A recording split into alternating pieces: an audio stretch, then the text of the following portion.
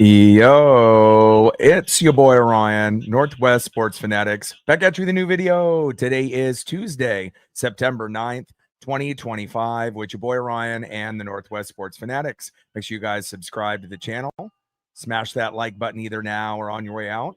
Donate to your boy if you can. Cash App $ ORIONNWSF or the YouTube Super Chat right here. We got the St. Louis Cardinals versus the Seattle Mariners. First pitch is going to be here in roughly 5 minutes. So let's cue up the music, take a look at the thumb, and let's get into the starting lineups. Happy Tuesday, everyone. And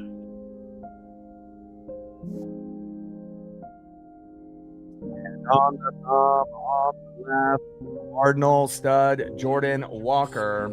And on the right, our center fielder superstar Julio Rodriguez. We have a 17-6 record at home since the All-Star break, which is #1 in MLB. We know we have struggles on the road, but we are very, very good here at home, and it's time to take care of business against the Cardinals and then the next series against the Angels. Now let's get into the starting lineup here first for the visiting St. Louis Cardinals. Leading off for the Cardinals in right field, Lars Nootbaar. Batting second, DHing today for St. Louis, Ivan Herrera. Batting third, playing left field, Alec Burleson. Batting cleanup, batting fourth, first baseman, Wilson Contreras. Batting fifth, playing third base, Nolan Gorman. Batting sixth, playing shortstop for St. Louis, Mason Wynn. Batting seventh, playing second base, Thomas Sujasi. Batting eighth, catching today for the Cardinals, Pedro Paez. And batting ninth, playing center field, Victor Scott II. And on the mound for the Cardinals with a 7-11 record, an ERA of 4.15, it is Matthew Liberatore. And now let's get into the starting lineups for your Seattle Mariners. Leading off for the Mariners in left field, Randy Arozarena. Batting second, catching today for Seattle, the best catcher in baseball, big dumper, Cal Raleigh. Batting third, center fielder stud, Julio Rodriguez. And he has been as hot as anybody in MLB after the All-Star break. Let's keep it up, Julio. Batting cleanup, batting fourth, playing third base, Eugenio Suarez. Batting fifth, playing second base, Jorge Polanco. Batting sixth, playing first base, Josh Naylor. Batting seventh, DHing today for Seattle, Mitch Garver. Now, I normally would want Leo Rivas to be playing second base, and if it's going to be Polo instead, I would rather have Leo at DH rather than, Mitch Garver, but we are going against a lefty, so that's the reason. And remember, Garver did get a triple at his first at-bat, his first since 2019 in that Atlanta series. That got us going. So even though we know Mitch Garver isn't the greatest hitter, he's been getting a little better as of late, and maybe we'll see Leo Rivas fill in later. But for the time being, hopefully Mitch will be able to hold his own. Batting eighth, playing right field, Victor Robles.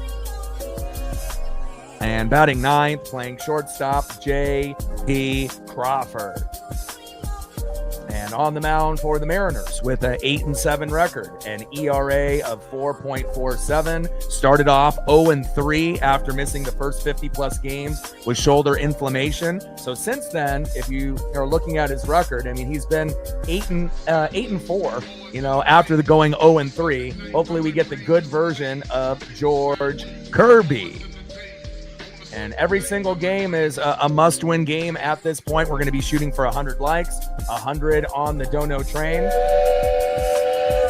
And we have a goal of 10 subs. If we hit 10 subs, we'll be at 21,700. So those will be the goals that we're reaching for here today.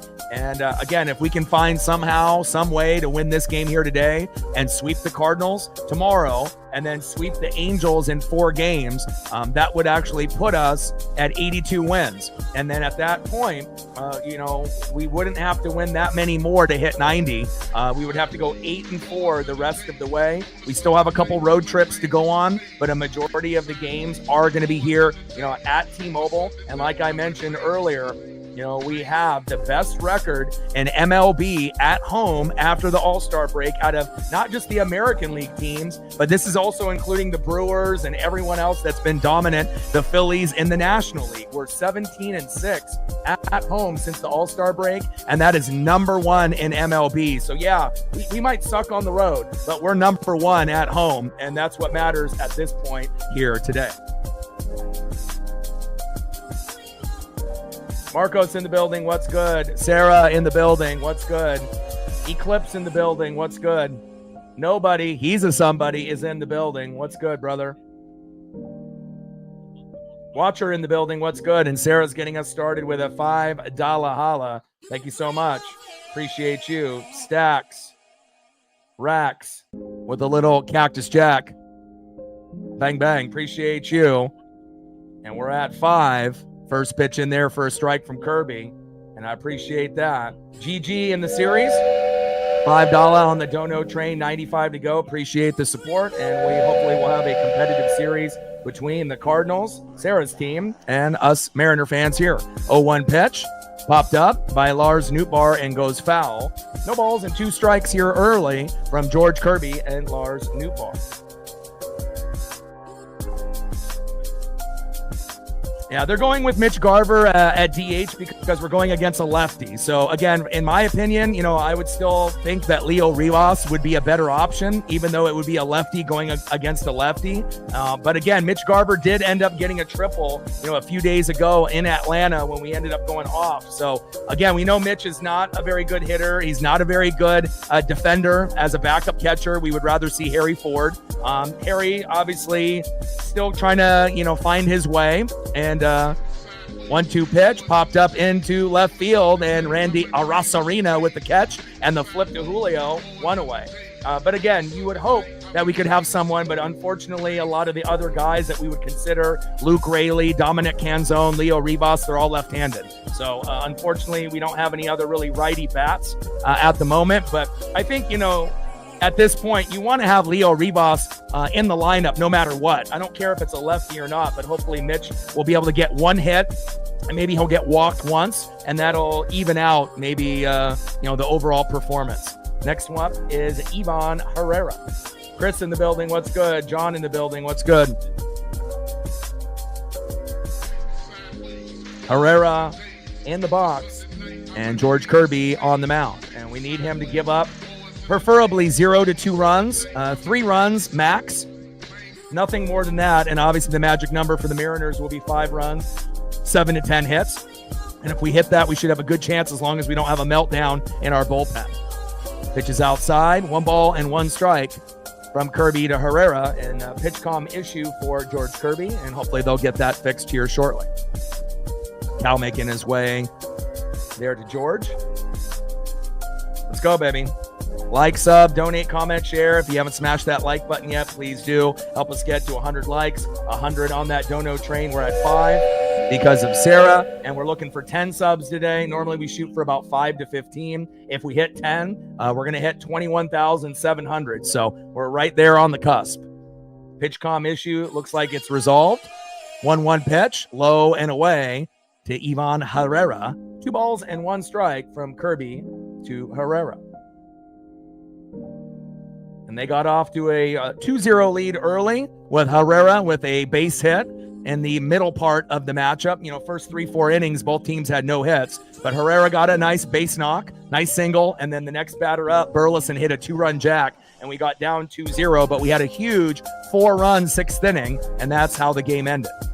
3-1 pitch to Herrera, and crushes it towards third base. Gino is there, throw to Naylor, and that is 2 away. And definitely Josh Naylor should be the number one priority after this season.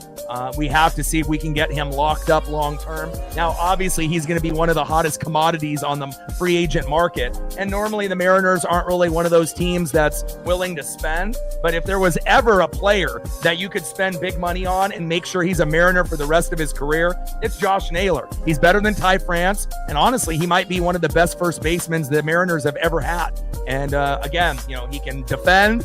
He's a good hitter, a good leader. And again, he's really serious, a big Jordan sneakerhead and a collector, but again, he does so many good things for this team. We need to make sure that we're getting this done.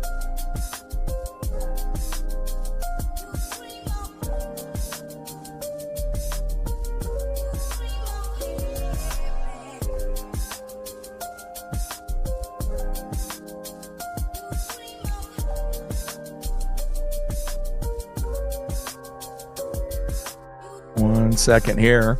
Odin was actually just trying to call me. He probably doesn't realize that I'm working.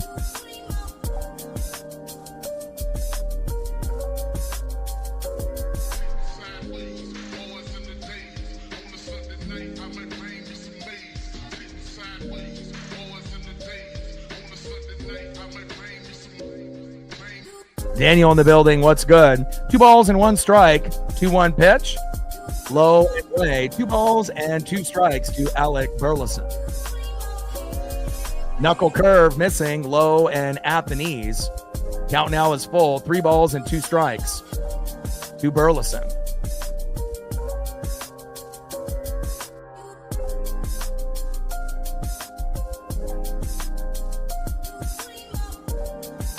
I'm trying to get everything situated here. Give me 1 sec. My settings kind of got twisted here since he called. He tried to do a voice call or a video chat call, and now I got to get Root Sports and everything. I don't know, for whatever reason it's being a little wonky here. Give me a sec. Count now is 3 balls and 2 strikes to Alec Burleson.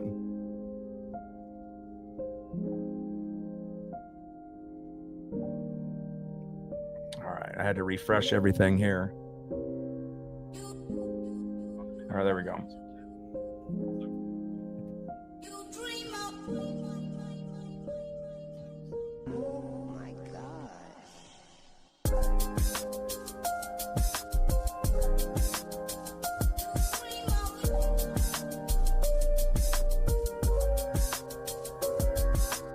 Come on, Root Sports.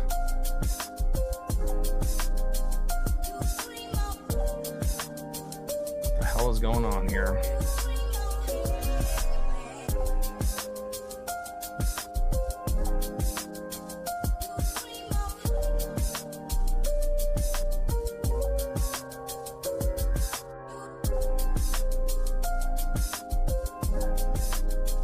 All right, they're in play. And Burleson lines out to center, and that is out number 3. It's crazy. Whenever you get a video chat on, when you have it come in, it blocks up everything else that you're doing. So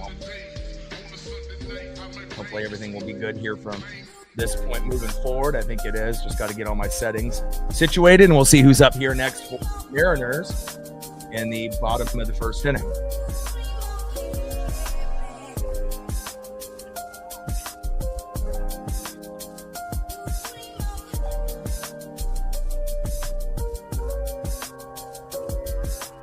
I think I'm good now. All right, leading off for the Mariners after a few pitch comm issues there for George Kirby. Everything looks like it's settled in. Left fielder Randy Arozarena.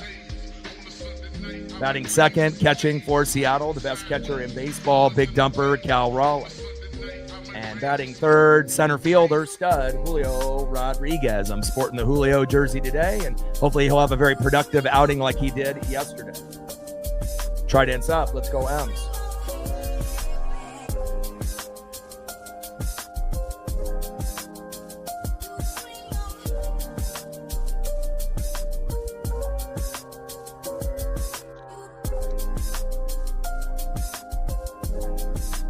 Heck yeah, man. That's awesome. Anytime you can end up getting a ball, no matter if it's from a coach or a player or, at the end of the inning when they throw them up into the crowd, you get a foul ball, home run ball. Anytime you can get a ball, it's a great memory.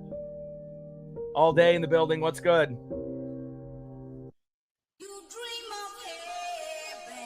And I wish that we didn't have Mitch Garver in the lineup, but we are going against a lefty, so that is the reason why.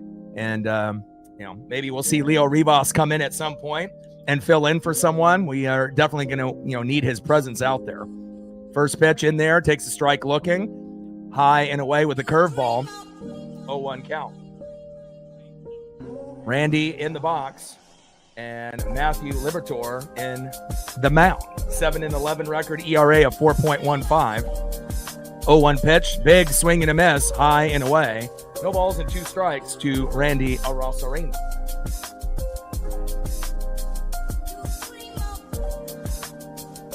0-2 pitch, popped up to shallow center, and Victor Scott II is there, and that is 1 away. Good defense there by Victor. Next up is big dumper Cal Raleigh. Let's go, Cal. See if we can get that bat to connect for home run number 54. Let's go, Cal. Trident's up. And Cal crushes it, but it stays in play, and that is 2 away. Jumped on that first pitch. Burleson there in left field. 2 down. Next up, center fielder Julio Rodriguez. And again, we didn't have anything on the board for runs or hits for both teams for the first 3-4 innings. So I'm not sure if it's going to go that way here in game number 2. But hopefully we'll be able to get some production. But this guy has been absolutely fantastic after the All-Star break. We wouldn't be in the position that we're in right now if Julio wasn't Julio. 30 home runs, 90 ribbies. He's got a chance to get to 35 and 100 with the limited games that we have left. And Julio crushes it into right field, but look, that will stay in play, and that is 1, 2, 3 for the Cardinals. No runs, no hits for the Cardinals or the Mariners. End to the first inning, and let's see who's up next here for the St. Louis Cardinals.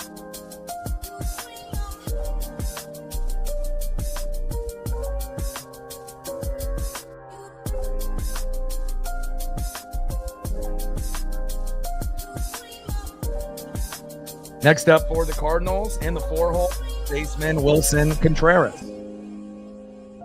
Batting second in the 5-hole, third baseman Nolan Gorman. And batting third, shortstop in the 6-hole, Mason Wynn. On the mound for the Mariners, 8-7 record, 4.47 ERA after starting the season 0-3 after missing the first 50 games. Since that point, he has been 8-4, which has been pretty solid. ERA is a little higher than we would expect with Kirby, but again, there's been some ups and some downs and some peaks and some valleys, but hopefully he'll give up 0 to 2 runs, and that'll give us a good chance to be able to extend our best record at home in MLB. We're 17-6, and we're trying to go 18-6 here today. Trident's up. Let's go, M's.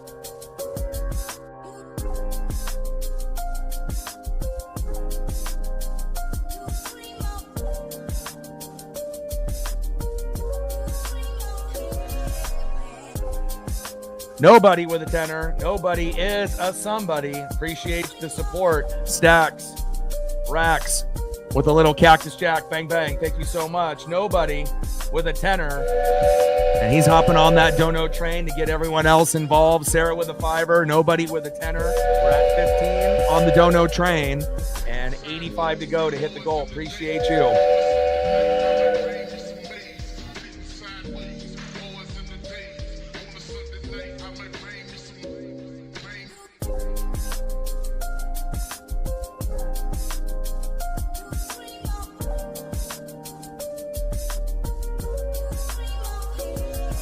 First pitch, high and inside. 1-0 count.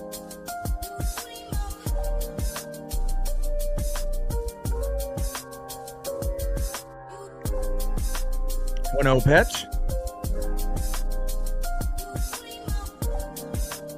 In there, right down the middle with the 4-seam fastball. 1 ball and 1 strike to Wilson Contreras.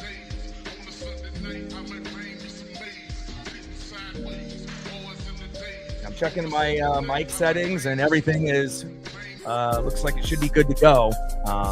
Anytime it ends up being the microphone through the iMac, it'll sound really, like a huge echo.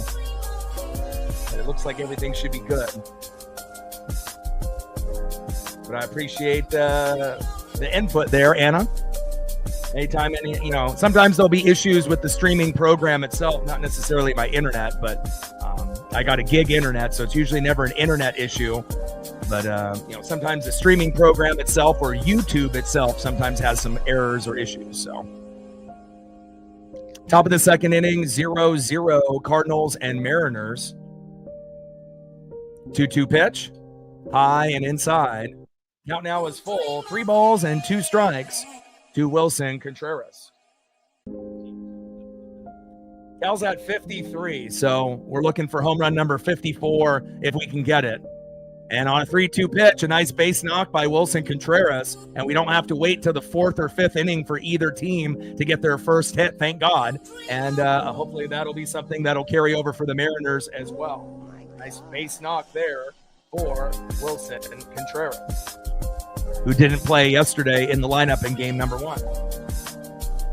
Next up, third baseman Nolan Gorman.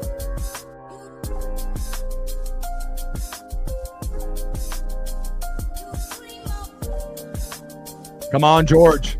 We need a strikeout and a double play, or a double play and a strikeout.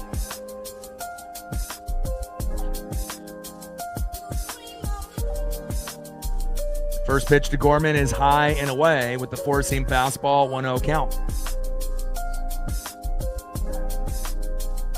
1-0 pitch, crushed into left field. Hustle, Randy, and he dives and misses. Jesus Christ. And Randy, run, Randy. Golly. And he finally gets to it. And Cardinals are on the board, 1-0 St. Louis. You're lucky that we have the worst defender in the outfield, attempting that defensive play. If that was Julio or Robles, that doesn't happen. And again, it shows you we need Randy to hustle, not only going towards baseballs, but then after, if he ends up missing, get up and hustle, run, And again, that's been a thing there. I mean, a great effort sliding, but a little out of position. And if he would have ran a little faster, maybe he ends up making that Superman catch. He doesn't make the catch, doesn't run fast enough to the wall, and that ends up being a 1-0 lead for the Cardinals. And again, Randy is a good hitter. We know he can get home runs and singles and doubles, but he by far is the worst defender on the team and does lack a hustle. And again, when you lack effort and hustle, again, sometimes it's going to come back and bite you. First pitch to Sujasi. Fouls that one off. 0-1 count.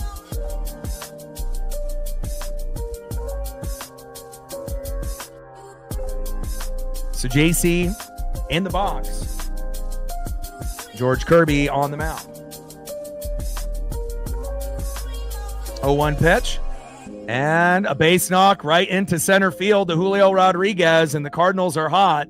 And they're trying to score another one. And another run comes home. Unacceptable by George Kirby. 2-0 Cardinals. We're only in the second inning. And again, the bats are going to have to come alive here today. We may need 6, 7, 8, 9, 10 runs, and hopefully we can get the bats to come alive. But this is not a good outing for George Kirby. And again, for our starters, it's been a little hit or miss, for, Wu and Gilbert and Kirby, Castillo and Miller. And unfortunate start here for George Kirby, but a great start, obviously, if you're a Cardinal fan.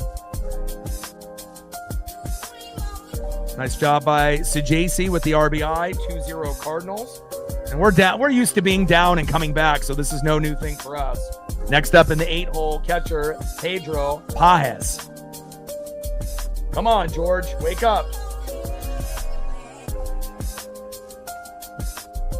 And you got to think it's a combination of both, things. George not hitting his spots, but you also have to give credit to the Cardinal hitters or the opposing hitters when our pitchers don't do well. It's not like Wu, Gilbert, Kirby, Castillo, and Miller are going to be lights out every single game. Sometimes, the hitters are just on point.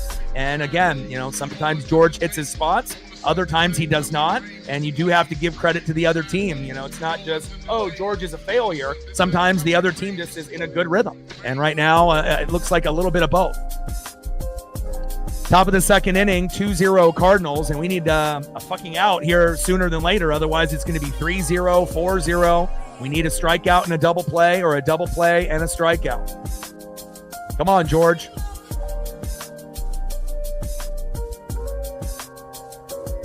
One pitch. Pages. Strike right down the middle.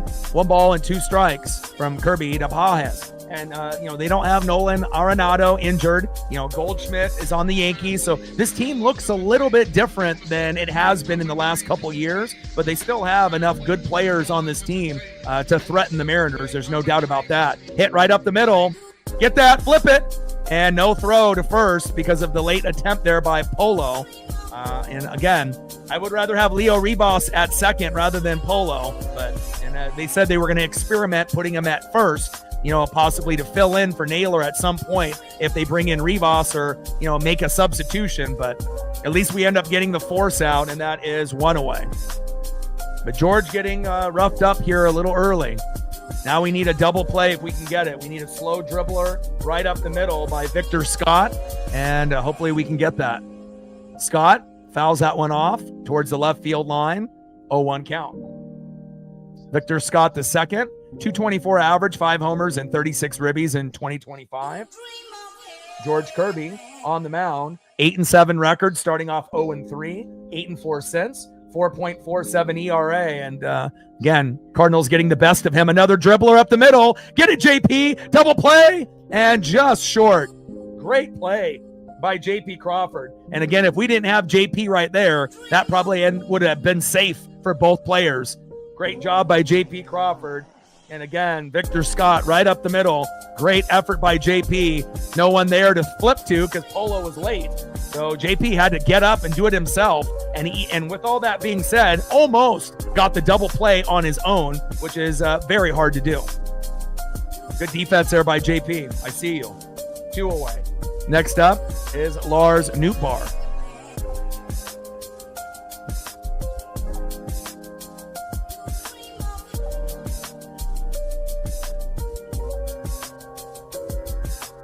Oh, they actually put Fermin. They changed the lineup from earlier today. I was about to say Sagasi, Paez, Scott, and then I got to look to see what they did here. Where did they make a change in the lineup? I'm looking. Contreras, Gorman. Oh, Mason Wynn isn't playing. What happened to Mason Wynn? They took him out of the lineup. I was about to say, what's going on here? And now they got Jose Fermin. I'll have to make some adjustments here.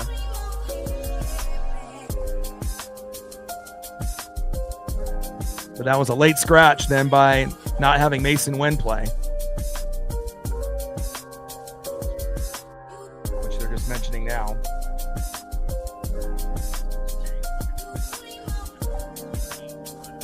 Two balls and 1 strike to Fermin.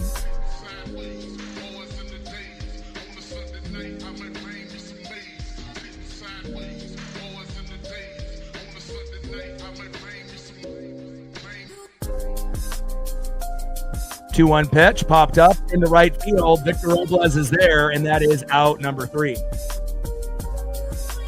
Couple runs do come in. Not a good inning there for George Kirby. And let me see if I can get this lineup resituated now.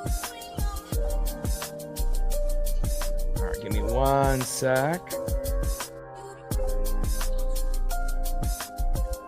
All right, let me see if I can get this readjusted here shortly. Okay, so we have Nootbaar at right field, Herrera at DH, and then Burleson is in left, and then Contreras at first, Nolan Gorman at third, and then Sujasi at shortstop. Okay, so he moved from second base to shortstop. And then Pages is catching, and then Victor Scott goes from the 9 to the 8 in center field. And then Jose Fermin, who just got that last out in the 9 hole. Sometimes you got to make these adjustments, and he's playing second. All right, now I got to add this Fermin. Let's see if I can find a better photo than that one. Is that the best one that I can find?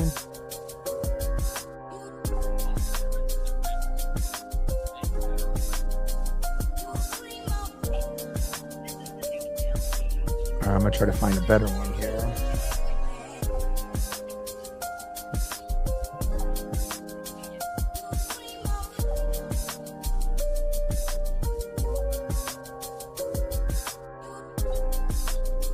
Not going to use that one. We're going to update the roster. Go to the Cardinals. Jose Fermin. And we're going to swap out that photo. And we're going to use a different one.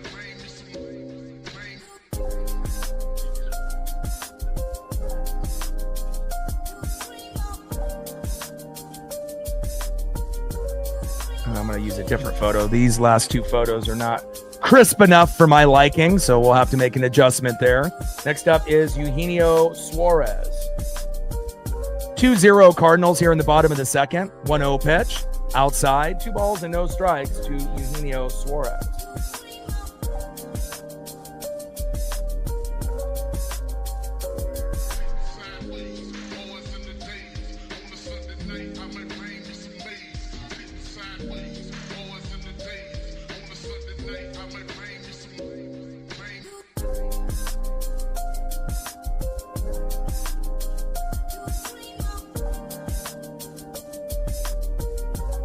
Two-one pitch, slow dribbler is foul. I got to make this adjustment here, and once I get this Jose Fermin newer updated photo, I had to go through 2 of those photos, and they were too blurry for my liking, so got to get all these things situated, and then I'll be good to go. 2-2 pitch, crushed foul. All right, take a look at this Jose Fermin photo. All right, that one's much better. The other 2, the resolution was too low, so I wanted to get at least something that looks good. So that's the best one that they have available. Now we are good to go. Bottom of the second inning, 2-0 Cardinals. Hopefully Mason Wynn is okay. I was really looking forward to watching him play, but late scratch in the lineup, so we had to make that adjustment there. Count now is full for Libator. 3 balls and 2 strikes to Eugenio Suarez. Come on, Gino. Good vibes only. 3-2 pitch. Inside, and that's a walk. We'll take that, baby. There we go, Gino. And now we got our first Mariner on a base, and hopefully we'll be able to knock him in. Next up, second baseman Jorge Polanco. This would be a great time for a 2-run jack to be able to tie the game up 2-2 here early. Astros and Blue Jays going extras. Wow, what a comeback by the Blue Jays. Astros, it was looking like they were going to win that easily. First pitch fouled off by Polo from Libator. 0-1 count.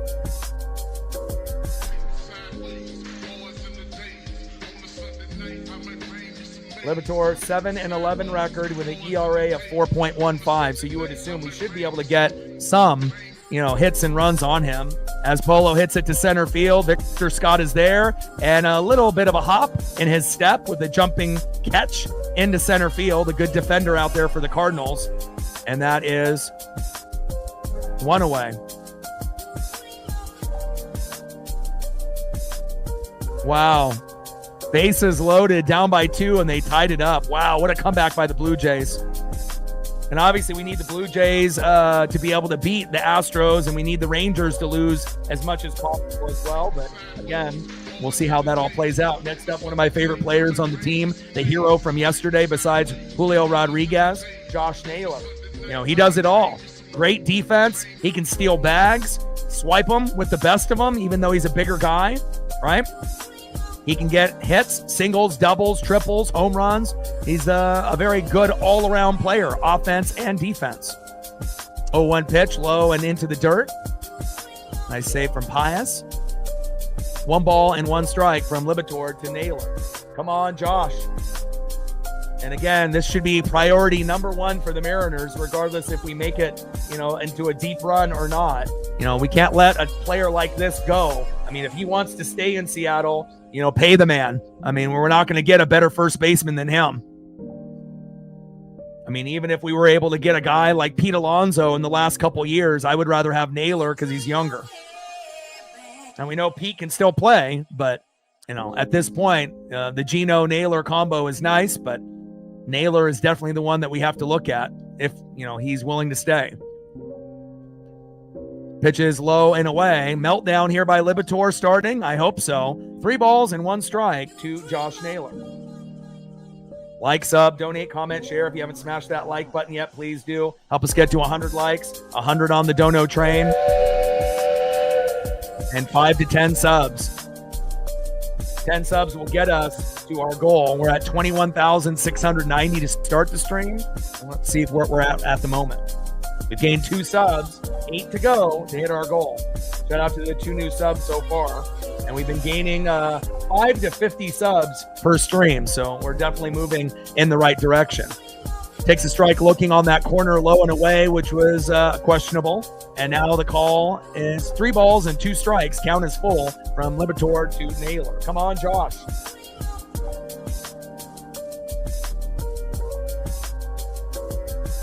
Blue Jay in the building. What's good?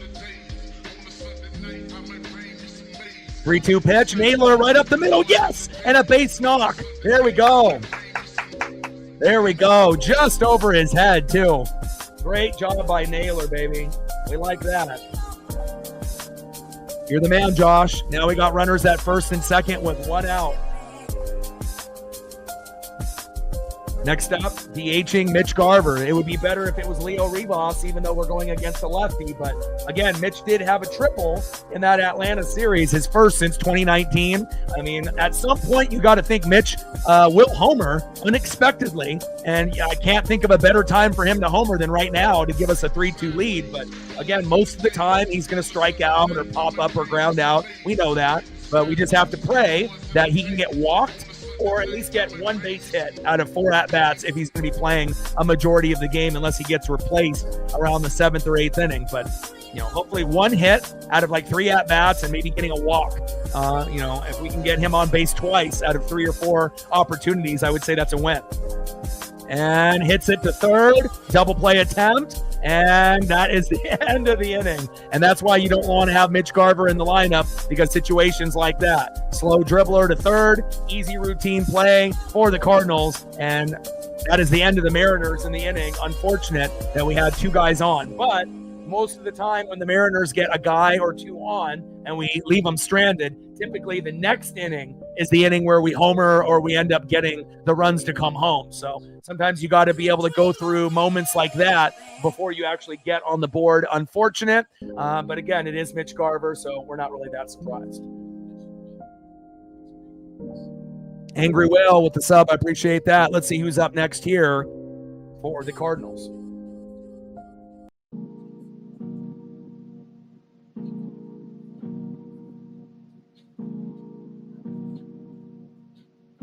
Next up for the Cardinals, 0 for 1, right fielder Lars Nootbaar.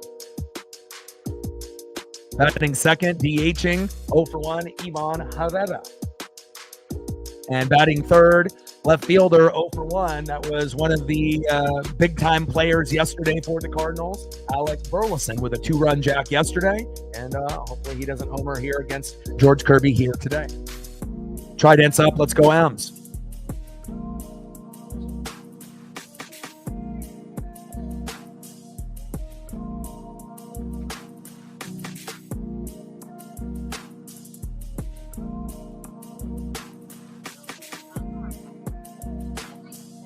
All right, we're at 54 likes. We got like 60 or 70 in the room that haven't hit that like button yet. Let's see if we can get 100 sooner than later. Now 56 in the likes, 122 in the room. Let's get it, baby.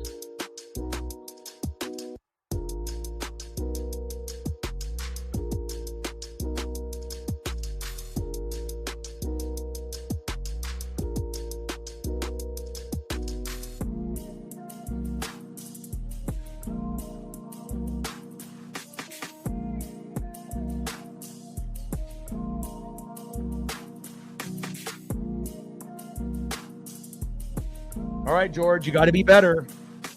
And hopefully those will be the only 2 runs that he gives up. Again, we can't have him give up any more than 3.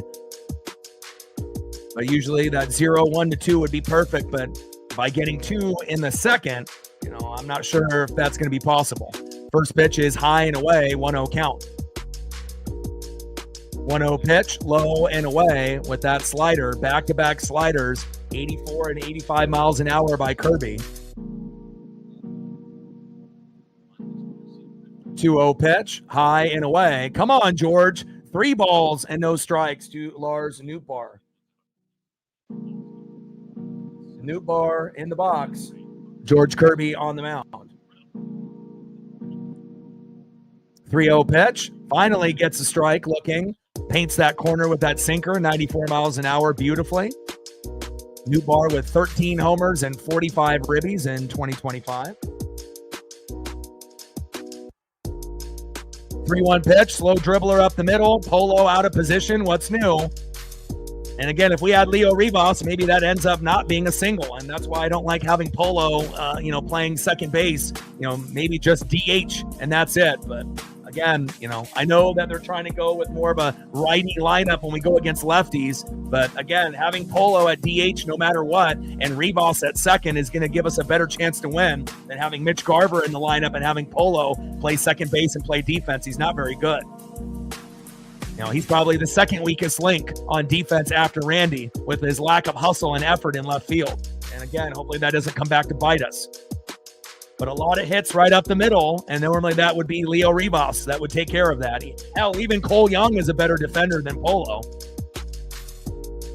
Next up is Ivan Herrera. 1-0 pitch, another slow dribbler to JP, double play, throw to first, got him! There we go. And that's how you make up for a Mitch Garver double play. You get a double play on your own. Ivan Herrera, thank you so much. Double play converted, 2 away. Next up, left fielder Alec Burleson. And that's exactly what we needed. Would have been a little bit better if we would have got that double play when they started to rally before they got their 2 runs. But, better late than never. Tried it's up. Let's go M's. First pitch to Burleson, pops up, and out of play. 0-1 count. Let's go M's.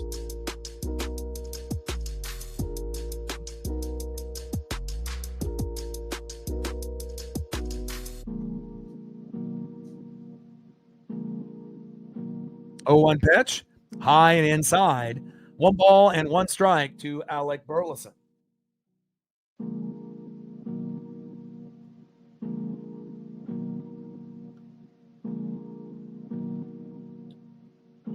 Hit foul?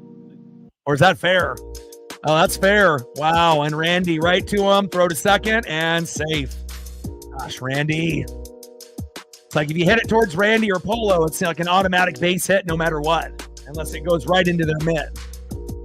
Nice base knock there by Alec Burleson, and he gets a nice stand-up double there down that left field line. Next up, first baseman Wilson Contreras.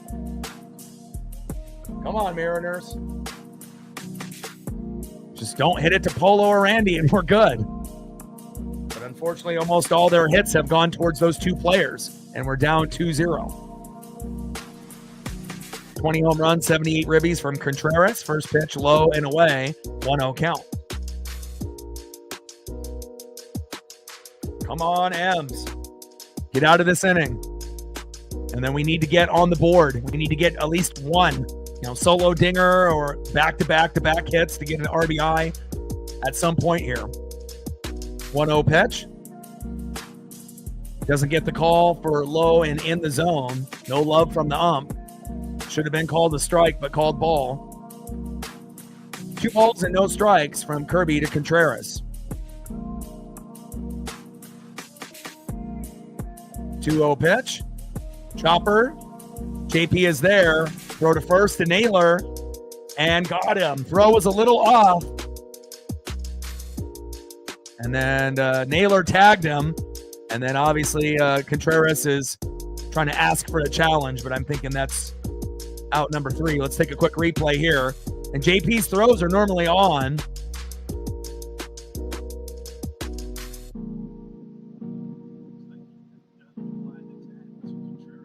Well, Contreras never even touches the bag either.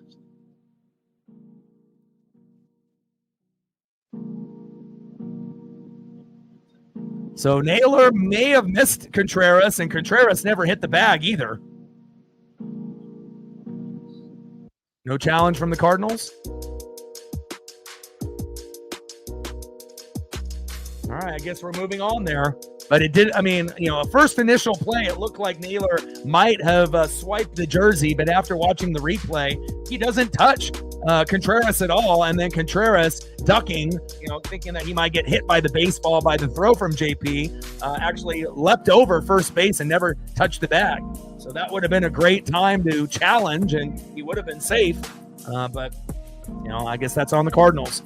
All right, let's go to the bottom of the third inning and see if we can get on the board. Let's see who's up next here for the Mariners. Kind of an odd play there at first base. And normally JP is better at throwing, to first base to get that out. But, no one's perfect. Everyone's human, I guess. Next up, in the 8-hole right fielder, Victor Rope. We definitely could use your bat here. Let's go, Victor. Even if he ended up doing a bunt, to surprise Liberatore, that could get us going. Batting second, shortstop in the 9-hole, JP Crawford. And batting third, 0-1, left fielder, Randy Arosarena. And we're going to need Randy to get walked, plunked, or to get a single, double, triple, or home run. We need you to be productive if you're going to be giving up a lot of those plays in left field. Come on, Randy. Trident's up. Let's go, M's. Bottom of the third inning, 2-0 Cardinals.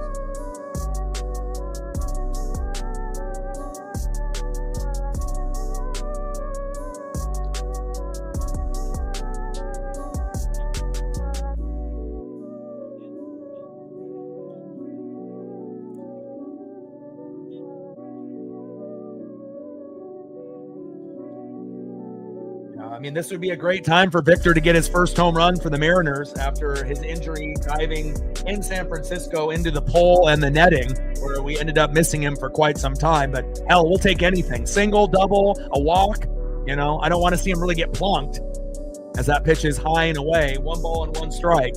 We know that Randy has taken over as the guy that gets hit and beamed the most after Ty France moved on from this team. But hopefully Victor can find a way to get to first. 1-1 pitch. Low and at the knees. 2 balls and 1 strike. From Liberatore to Victor Robles. Come on, Victor. One of my favorite players on the team, and we missed him tremendously while he was injured. 2-1 pitch. Good eye by Victor. Doesn't swing at that. 3 balls and 1 strike to Victor Robles.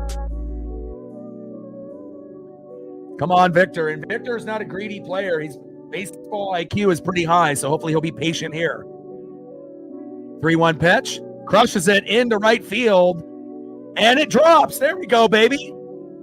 And Victor, stay at first. There you go. You end up trying to make a single and a double. What's going to happen? You're going to get thrown out. And a great job by Victor Robles with that nice base knock into right. Great job, Victor.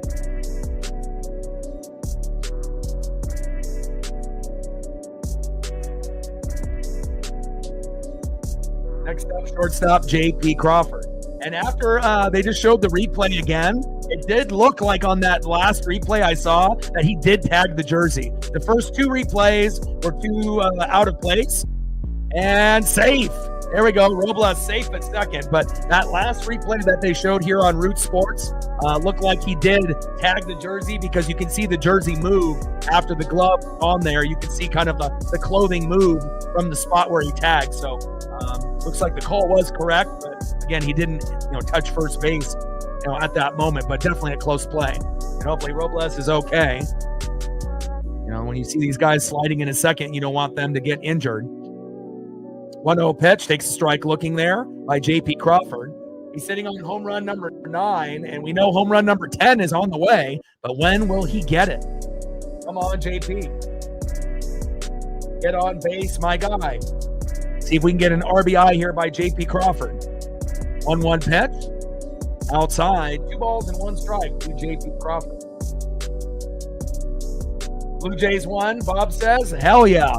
I like that. Anytime we can get the Astros, the Rangers, the Tigers, the Blue Jays. I mean, obviously some of these teams are playing each other, but, obviously the Yankees and the Red Sox and the Mariners are in that wild card race. But again, if we can have the Astros lose and we catch up, then maybe the Astros can battle the Red Sox and Yankees in that wild card spot and we can win the division. But again, we're going to have to try to sweep the Cardinals and sweep the Angels. And if we can do that, that'll put us in very good position for those last few games.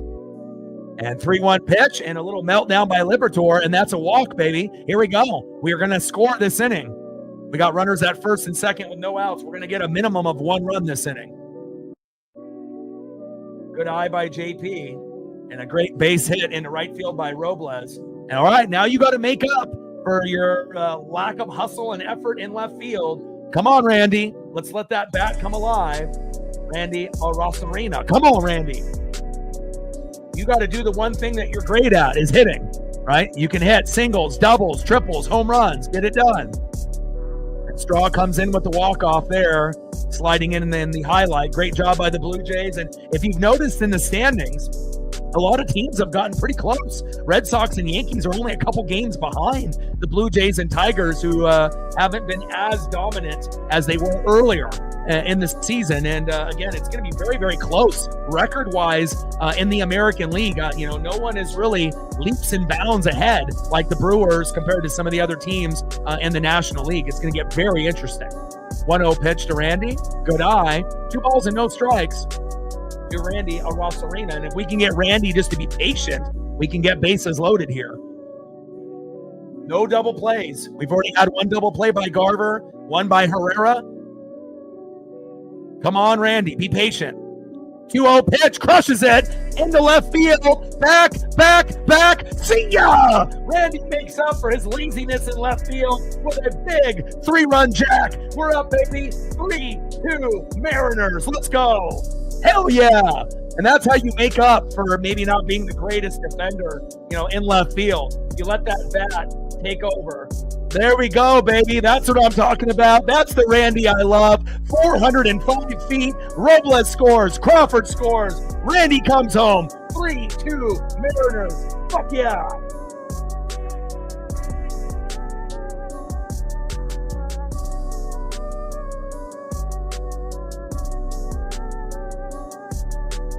Let's go. Hell yeah. Let's go, baby. That's exactly what we need. And maybe Polo can make up for maybe some of his defensive woes at second, and maybe we can get Polo to homer as well. My boy, there we go. Way to make up for your lack of defense in left field, and then you get a big 3-run blast. And now we got big dumper Cal Raleigh up here next. Let's go, Cal. See if we go back to back. We're looking for home run number 54. Trident's up, baby. Let's go. Way to explode Randy. That's exactly what we fucking needed.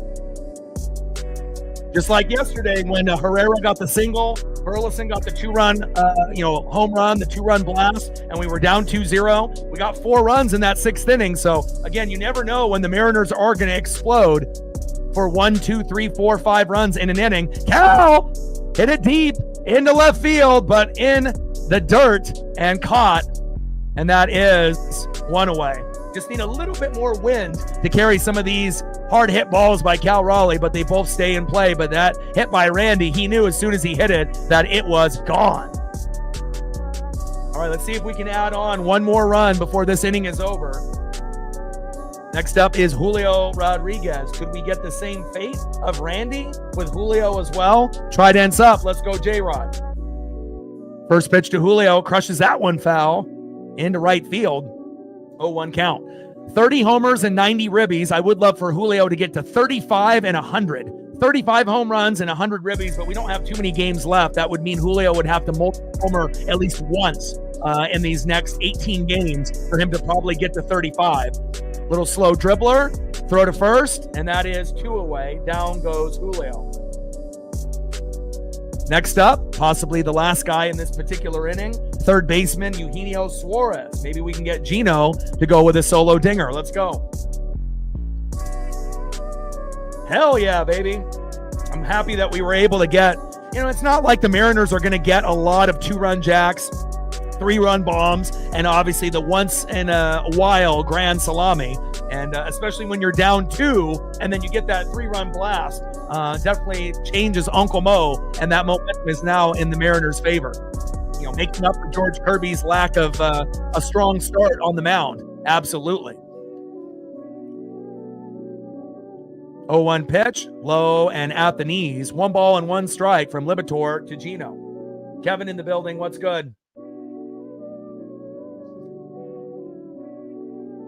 1-1 pitch, takes a strike looking, low and away. 1 ball and 2 strikes to Eugenio Suarez. Yeah, I mean, again, at this point in the season, if we want to be able to try to get first in the American League West and hit 90 wins, we're going to have to try to sweep the Cardinals in 3 games, and then we're going to have to try, and the word is try, to sweep the Angels in 4 games. So if we can end up doing that, obviously that would mean at that point that we would have won 9 games in a row, 2 in Atlanta, 3 here against St. Louis, and 4 against the Angels. And if we were able to do that, we would get to 82 wins. And then at that point, we wouldn't need that many more wins. We would need to go 8-4 the rest of the way to get to 90. So again, it's aggressive, to try to, assume that we could go 15-4 in the last 19 games. Maybe more realistic would be 13-6. But again, you never know. And again, we're going to hit 88 to 90 wins, and it just really depends on where we sit. And down goes Gino for out number 3, but not after we get a 3-run blast by Randy Arozarena. And again, Randy has had some issues with his fielding, gave up, obviously a diving catch. And again, I just want to see the guy hustle, and I want him to throw, like his life depends on it when he's throwing from the left field area into the infield. A lot of the throws are, kind of ho-hum and, not a lot of effort, but, at least we end up getting his bat to make up for some of those woes as far as defensively. And again, he definitely is the worst defender on the team in left field. Polo isn't good either at second base today, but at least we end up having the 3-2 lead, and Randy did his job there in the box. Great job by Randy. I see you. You demand, Randy. I'm still going to end up calling you out on defense when needed, but we're going to praise you when you do good things like that. End of the 3rd inning, 3-2 Seattle. Now let's see who's up next here for the Cardinals in the top of the 4th inning.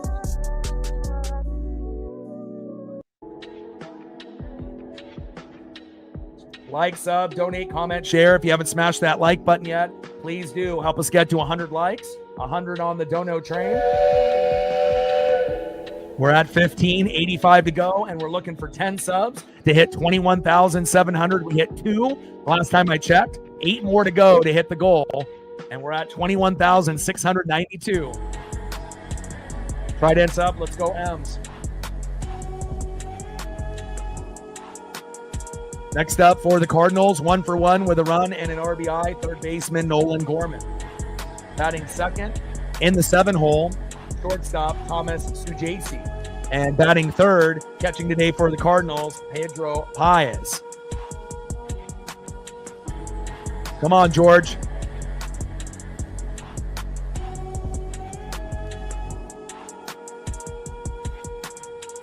First pitch in there, high and inside, 1-0 count.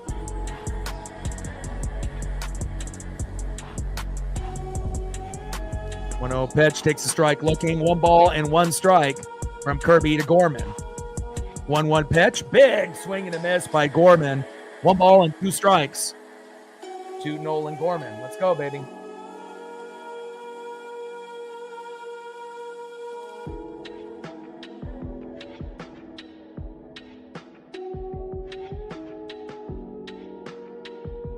One-two pitch, high and away with that sinker. 96 miles an hour by Kirby. 2 balls and 2 strikes to Nolan Gorman. Top of the 4th inning, 3-2 Mariner lead. I mean, he's hit it deep into, right field there, or deep into left field twice, it's just a matter of time.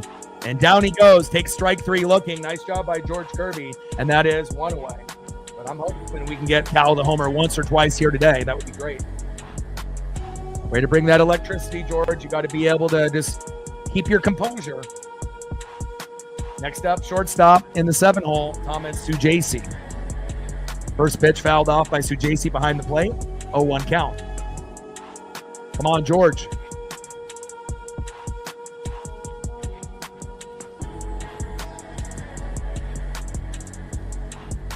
Top of the fourth inning, 3-2 Mariners. And, I don't know if it's been our MO as of late, getting down early and then rallying, but this team has a lot of heart and a lot of grit. The only problem I think with the lineup is not having Leo Rivas in the lineup, and again, I would rather have us go with our strongest lineup, even if we're going against a left-handed pitcher, than play Mitch Garver ever, and again, Polo at second is that's a liability. Just have Leo Rivas play second and Polo at DH, even if it's a left-handed hitter. Because again, a left-handed pitcher against Polo batting left is still going to give you a better shot getting a hit than Mitch Garver batting right. I think most people would agree. But again, they're trying to, let everyone play. But at this point, you got to play your best players. 1-2 pitch. Pitch is on the line, but doesn't get the call. This ump has got something against Kirby. Not getting anything on the line, low and away, or inside for whatever reason. 2 balls and 2 strikes from Kirby to Sujasi. 2-2 pitch. Low and away. Count now is full. 3 balls and 2 strikes from Kirby to Sujasi.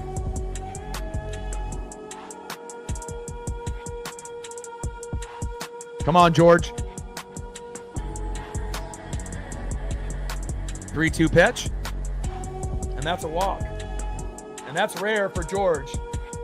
But again, he is, coming off an injury, and, we had Kirby, Miller, and Gilbert miss time this year, and that's never happened to the Mariners. Let alone 3 pitchers out of the starting 5 in the rotation injured at some point in the year. Normally, we have no injuries. So, again, George still trying to find himself, and hopefully we can get a double play here to end this inning. Next up is Pedro Paez. Paez, and a little blooper right to Victor Robles. And Sujasi into third with no attempt there. Now we got runners on the corners at first and third with 1 out. Nice hit there by Pedro. Next up, in the 8-hole, center fielder Victor Scott II. And hopefully we can get a slow dribbler right up to J.P. Crawford, and then a throw to Naylor, and then we get out of this inning. Want to keep this score 3-2 if we can. Mike in the building, what's good?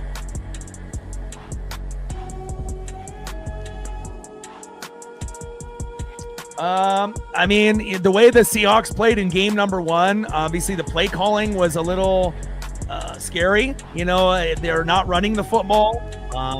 Offensive line could be a little bit better, and we've seen some defensive plays. Bunt towards first base is foul. We saw Tariq Woolen get burned a couple times, but I don't know, man. For Hawk fans, I hope so, because if you go 0-2, it's going to be a long, long year. But again, it's not like the Steelers Aaron Rodgers ended up throwing 4 touchdowns and no picks, and the last time he did that, he was in his prime at Green Bay, so we don't really know how he's going to play game in and game out this year, but that was a little shocking to see Rodgers play like he was youthful, and now he was good again. If they can't establish the running game and play better defense, they're not going to beat the Steelers, but if they can make those adjustments that they had against the Niners, then they might have a chance. Top of the fourth inning, 3-2 Mariners, runners on the corners at first and third. Victor Scott II in the box with a 1-1 count. Bunt attempt again, and foul. And we've seen Victor Scott go for the bunt twice at this at-bat.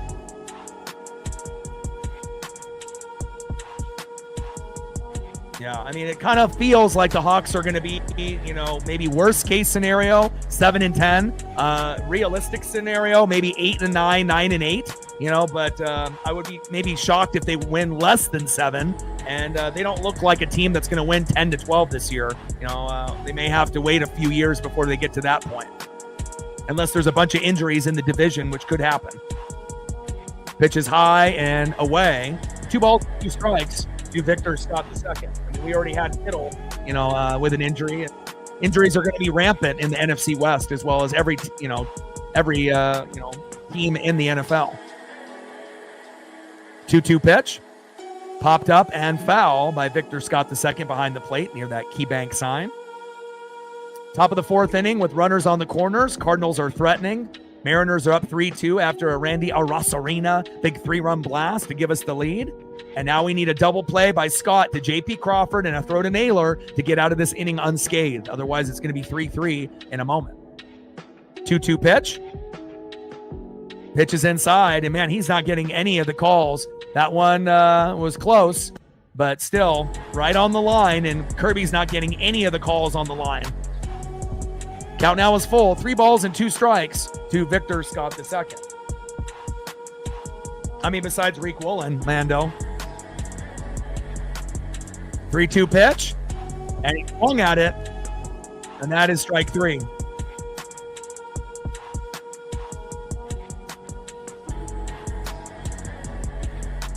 Nice job there by George Kirby. Runners still at first and third now with 2 outs. Next up is second baseman Jose Fermin.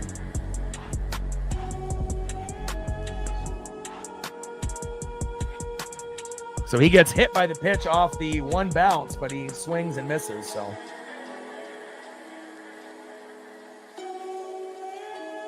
But on paper, if you're looking at the Hawk defense player for player compared to 2, 3, 4, 5 years ago, it looks kind of sexy on paper, but you have to play. The guys have to step up. First pitch to Fermin, low and away, 1-0 count. But it feels like the Rams might be the best team in that division, but they barely beat the Texans, so we'll see where it goes in the NFC West. Top of the fourth, 3-2 Mariners. Runners on the corners at first and third with 2 outs. Kirby on the mound and Fermin in the box. Pitch is high and inside. 2 balls and no strikes from Kirby to Fermin.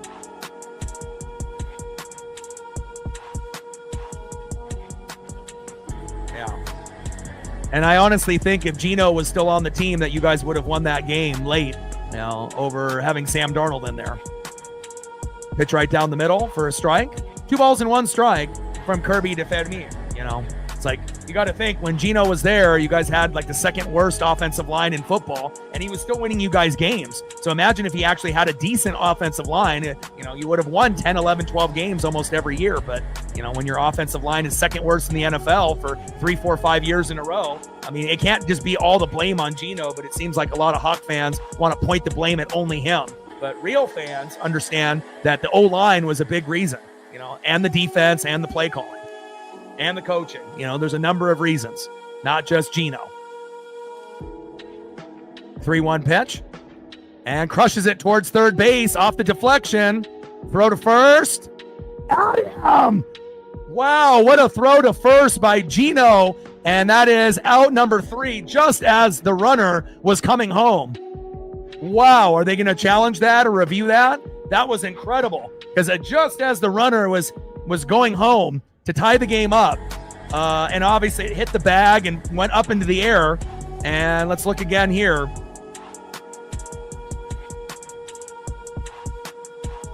Looks like he's safe after watching the replay. So we should have a 3-3 tie, and he will be safe at first. Hell of a throw, there off the deflection by Gino. And, again, that's as accurate as you possibly could get a throw. But it looks like the foot is down on the bag a millisecond before it hits the glove. So that will end up getting reversed, and it will be a 3-3 tie.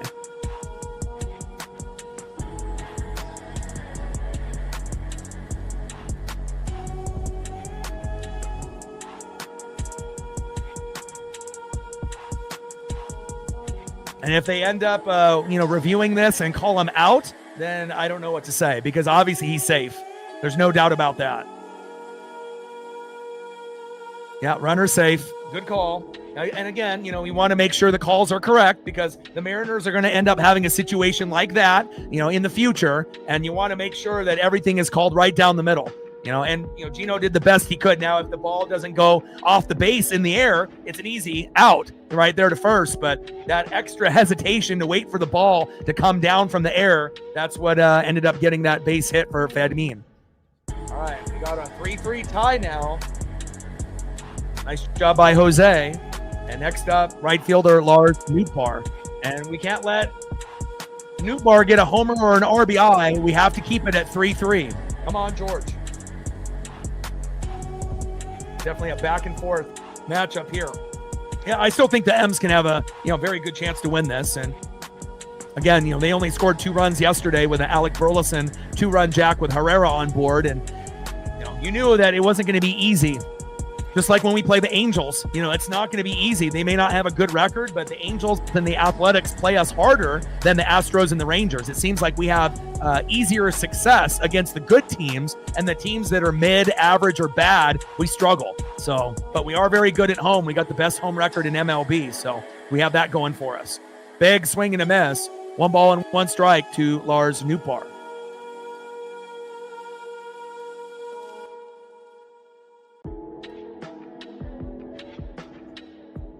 Kirby on the mound, Nootbaar in the box. 1-1 pitch, low and at the knees. Not a whole lot of control out of George Kirby. A lot of his stuff is all over the place, and a lot of those 50-50 calls he's not getting. He hasn't gotten one so far within the first 4 innings. Got to find a way. 2-1 pitch. And if you're not going to get strikeouts, where he gets a strike there finally outside, which should have been called a ball, coincidentally, 2 balls and 2 strikes to Lars Nootbaar. So you're going to have to try to get, pop-ups and ground-outs. But again, a lot of the, slow dribblers have gotten past the infield for base hits or RBIs. 2-2 pitch. Pitch is low and away. Count is full. And you normally don't see George in a lot of 3-2 counts prior to this year. But again, remember, he missed the first 50 games, with shoulder inflammation. So him, Gilbert, and Miller really haven't been themselves, this year in 2025. 3-2 pitch. Fouled it off.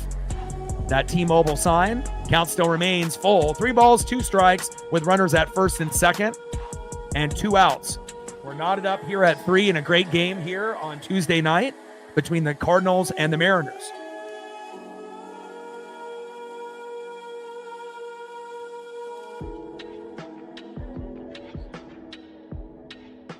I mean, if we're really being honest about Rodgers, did anyone think that he could even do that at this point in his career? He never showed that type of flash in the last 2 years.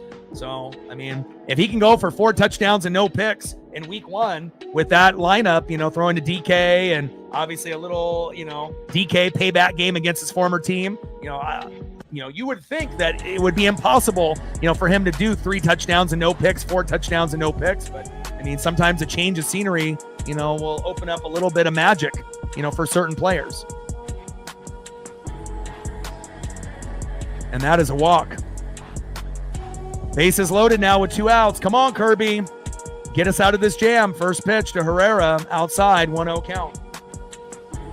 I mean, everyone thought, Rodgers would be garbage. But again, sometimes you go to a new team and a new destination and new things happen. So now with Nootbaar at first, we have Herrera in the box. 1-0 pitch right down the middle. Finally getting a strike for George Kirby. Feels like it's been forever. 1 ball and 1 strike to Ivan Herrera. Carlos Vargas warming up. Come on, George. Don't give up the big play. Bases loaded with 2 outs. 1-1 pitch. That one's fouled off into right field. 1 ball and 2 strikes from Kirby to Herrera. We need 1 more strike to get out of this inning. Let's go. Like, sub, donate, comment, share. If you haven't smashed that like button yet, please do. Help us get to 100 likes. 100 on the dono train. And we're looking for 10 subs to get to the goal. I know we had 2 last time I checked, so 8 more to hit 21,700. 1-2 pitch, fouled off behind the plate. Count still remains 1 ball and 2 strikes with bases loaded and 2 outs. We're knotted up at 3.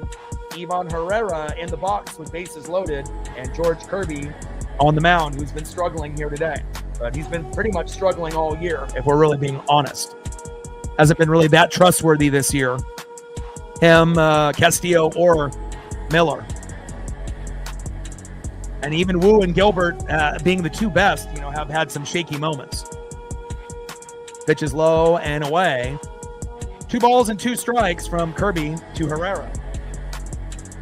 Come on, George. We got to win this, man. We got to try to sweep the Cardinals and sweep the Angels to put us in a position so we can win, 90 in 2025. I mean, we're going to win 88 to 90 games, but depending on how we do against the Cardinals and Angels will determine if we get to 90 or if we only get to 88. And we might need to get to 90 if we want to be able to get first place over the Astros. Every game matters. 2-2 pitch. Slow dribbler. Get it. Get it, Polo. Throw to Naylor. And there we go. And that is out number 3, and we leave 3 stranded. There we go. Shaky George. But again, it looks like Vargas will be coming in. He's at 85 pitches. And based on what we've seen out of George, I wouldn't want him to come back out. And I know that, Carlos Vargas has been booty cheeks at some points of the season, but as of late, Vargas has actually been okay.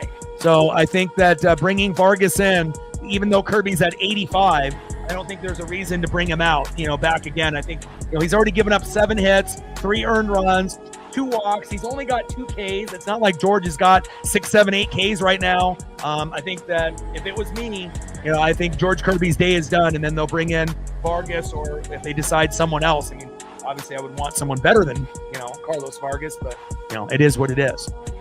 All right, let's see who's up next here for the Mariners, and let's see if we can take the lead in the bottom of the 4th inning. Great job by the defense and Polo there to keep those 3 runners stranded at first, second, and third. Next up, 0 for 1, second baseman Jorge Polanco. And we know defense is not a strength for Randy or for Polo. Randy decided to home run, and give us a 3-run blast. Maybe we can get Polo to do the same here. 0 for 1, second baseman Jorge Polanco.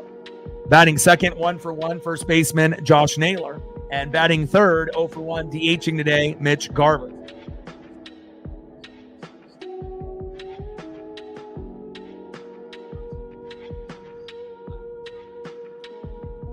Yeah, but if you bring George in for one more inning, he more than likely is going to give up a run, or more. So, he's got, 15 pitches to be able to get to 100, but based on how he looked, at this point, I wouldn't bring him in if I was managing. So,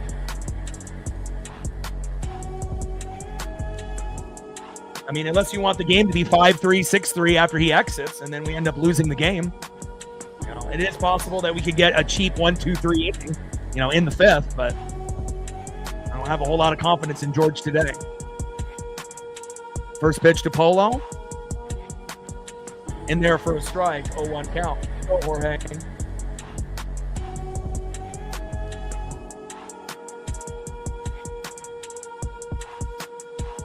Well, that's why you're at where you're at, and where I'm at is where I'm at.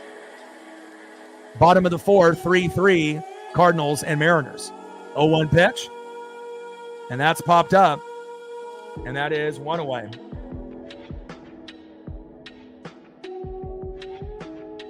Next up, first baseman, Josh Naylor.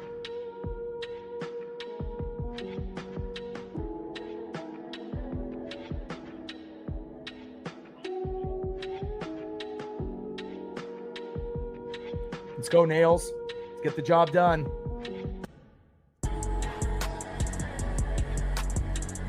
First pitch in there to Naylor. Takes a strike looking with that curveball. 75 miles an hour, 0-1 count. Bottom of the 4th inning, 3-3, Cardinals and Mariners. 0-1 pitch. High and away with the sinker. 1 ball and 1 strike from Liberatore to Naylor. And Matthew is 7-11 with an ERA of 4.15. Hopefully we'll be able to do a little damage here before he ends up exiting the matchup as well.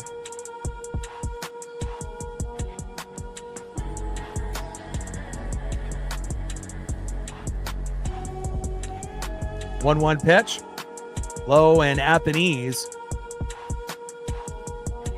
2 balls and 1 strike. To Josh Naylor. Naylor crushes it. Back, and it's gone. There we go. Josh Naylor getting the job done, baby. Hell yeah. 4-3 Mariners.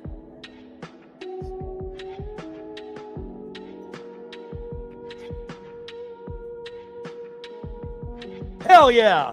That's what I'm talking about, baby. Josh Naylor getting the job done. He was the MVP yesterday with Julio Rodriguez. And again, if you're going to, prioritize one player to be on the Mariners for the rest of his career, it's this guy right here. You're not going to find a better first baseman in the league that would fit with this team than Josh Naylor. Great fucking job. Way to bring that electricity. And now we're up 4-3. Great job by Josh Naylor. Great job, Nails. Let's go.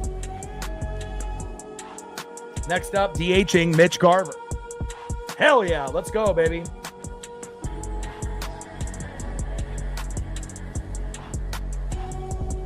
I mean, he can play offense, he can play defense, he can steal bags. I mean, what can Josh not do? He can do everything, you know, and based off his age, obviously it'd be more of a priority than trying to re-sign Gino. We can always throw Ben Williamson at third or try to find someone better, you know, at that point. And obviously you're not going to get the same home runs from Ben as Gino, of course, you know, but the defense will be better. And again, Naylor at first would be such an addition, you know, and again, he's going to be a very hot commodity in the free agent market. I don't know if the Mariner ownership would be willing to spend, but I sure as hell hope they do. 2-1 pitch in there for a strike. 2 balls and 2 strikes to Mitch Garver. Yeah, but Gino is older and strikes out a lot, and his defense is nowhere near where it was a couple years ago. So it's like he can hit home runs, you know, but it's either a home run or a strikeout, you know. So if you have to choose between Naylor or Gino, it's no question it's Naylor. Naylor is more valuable game in and game out than Gino is at this stage in their careers. And Gino is getting up there in age. Naylor still has a long ways to go, so you have to look at it at that respect as well. Bottom of the 4th inning, 4-3 Seattle. 3-2 pitch from Libator. Pitch is high and inside, and that's a walk. There we go, babe. We'll take that. And we were hoping that Mitch would end up getting a walk and like 1 base hit, and we'll take the walk right there. Next up, right fielder Victor Robles.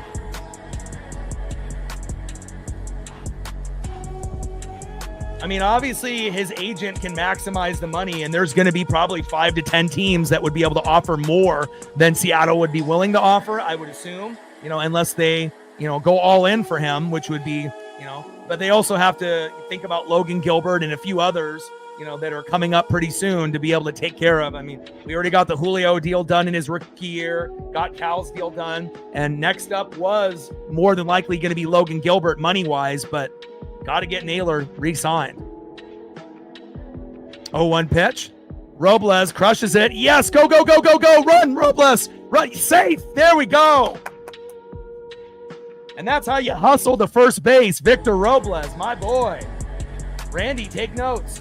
That's how you fucking run hard to first. My boy. Victor Robles. There you go. Now we got runners at first and second. Garver at second, Robles at first. We're up a run with the Naylor solo dinger, 4-3. And let's see if we can get it to 5-3 or 6-3 here. Hell yeah.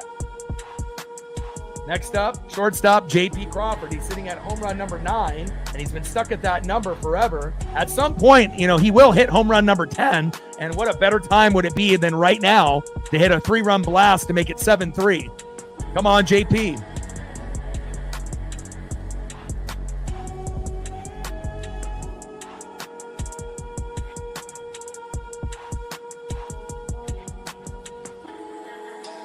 Let's go, baby. Big 3-run blast by Randy Arozarena. Big solo dinger by Naylor. We got Garver with the walk. And I hope that Leo Rivas comes in, you know, for Garv at some point. You know, if they end up going from a lefty to a righty, we got to have Leo play. Unless they move him in at second and then they can move Polo to a different spot. But we'll see where it goes. I know they said they tried to warm him up at first base, but I don't think I trust Polo at first. 1-0 pitch, high and away. 2 balls and no strikes by Libator to J.P. Crawford.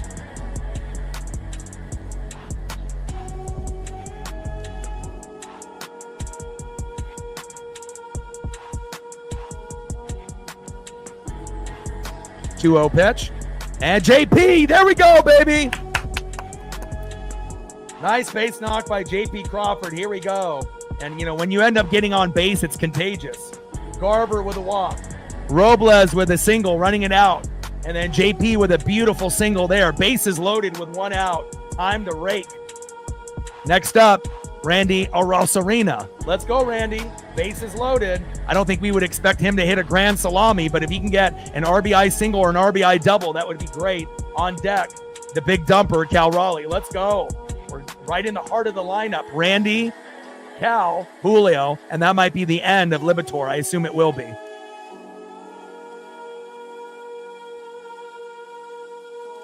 Come on, baby. And Liberatore is only at 62 pitches, but we will see. Sometimes, you got to pull a guy, an inning or two, early. Not every pitcher is going to go 6-7 innings. Sometimes you have to make a calculated decision to pull a guy, in the 4th or the 5th if you don't have that confidence in that particular player at that moment. So we will see. But you could always pull, Liberatore, bring in a guy and have the same thing happen. But, obviously his pitch count is much lower than George's, but we will see. Randy has already hit a home run, a 3-run blast off Liberatore. Let's see if we can get a little Mariner magic here in the bottom of the 4th inning. Bases loaded with 1 out. Randy pops up, and that might be, see if Garver can tag up from 3rd. Run, Mitch! Run, Mitch! There we go. And then the sac fly works. Mitch is fast enough with that slow ass, and he gets in there at home. 5-3 Mariners. Nice job by Randy with the sac fly. There we go. Good job, Randy. You hit it deep enough. And nice job by Mitch getting home. All right, here we go. Next up, with runners at 1st and 3rd, the big dumper, Cal Raleigh. Could we get a 3-run blast here for home run number 54 for the big dumper? Let's go. That could put us at 8-3. Let's go, big dumper. Let's go, Cal. He's at 53 home runs. He's hit both balls deep into left field, all the way back to the dirt and the wall. So he's been close in his first 2 at-bats. He's 0 for 2. Let's see if he can crush one here for home run number 54. And the next 4 home runs are going to be big, whether it be breaking Mickey Mantle's record or Ken Griffey Jr.'s record or just breaking a record for the Mariners in general. So it's going to be very key, the rest of the way. And hopefully Cal will get to 60 home runs, but he'll probably need a multi-homer game or 2 to get there. First pitch, right down the middle for a strike to big dumper, 0-1 count. And we know Cal can hit homers from the left and the right. Come on, Cal.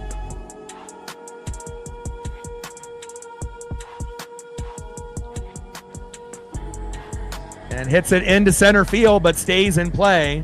And that is out number 3. So 3 deep hit balls by Cal, but they stay in yard. And again, hopefully we'll get a Cal home run before the game is over, somewhere in the 7th, 8th, or 9th. But doesn't get one there. Let's go to the top of the 5th inning with a 5-3 lead. Great job, Mariners.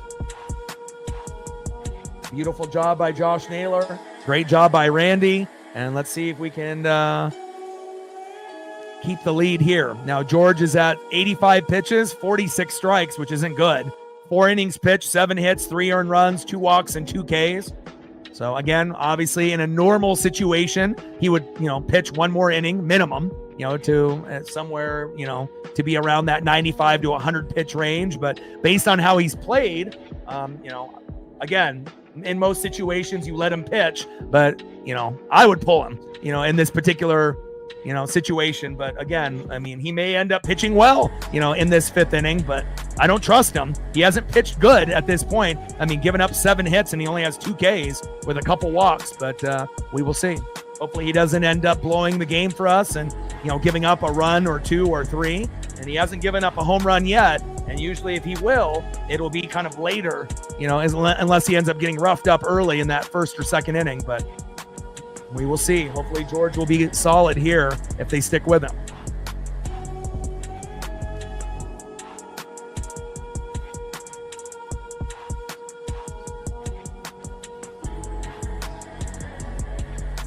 All right, gain 2 more subs, 6 more to go to hit the goal.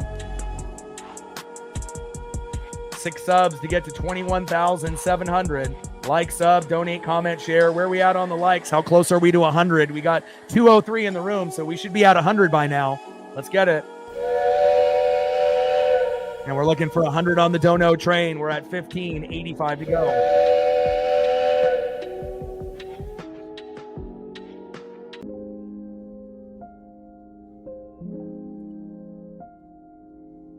Next up for the Cardinals, left fielder Alec Burleson. On deck, first baseman Wilson Contreras, and batting third baseman in the 5-hole, Nolan Gorman.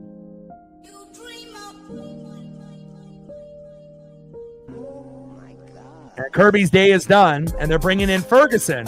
So again, I agree with taking Kirby out, but I don't agree bringing in Ferguson. Holy hell. It's like, why are we bringing in our shittiest guy? And I don't trust Gabe Spire as a lefty either. mean, really, the only lefty I'm going to trust is Cade Anderson, and he's not even on the team yet. So we'll see where it goes here. It would have been much better to go with a, Bizzardo, or I even would have rather have Carlos Vargas than Ferguson, but we'll see here. But they're trying to go based off matchup, lefty on lefty, so that's why Ferguson is in. First two pitches fouled off by Burleson, 0-2 count. Judah in the building, what's good? Yeah, Rangers won, boo. Top of the fifth inning, 5-3 Seattle. 0-2 pitch, big swing and a miss. And I guess this is the good Caleb Ferguson, and that is one away. There we go.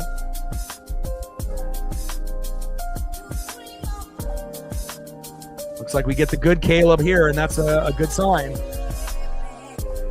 Lefty on lefty.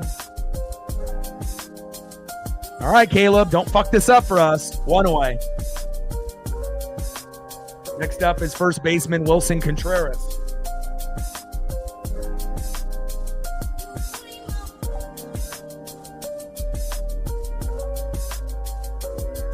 First pitch in there for a strike, 0-1 count. Ferguson looking better than Kirby early on here.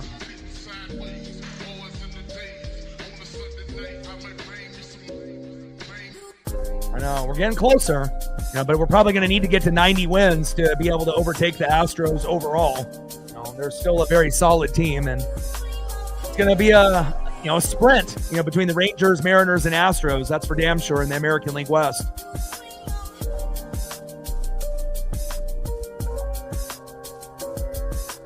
Oh, 0-2 pitch incoming from Ferguson to Contreras.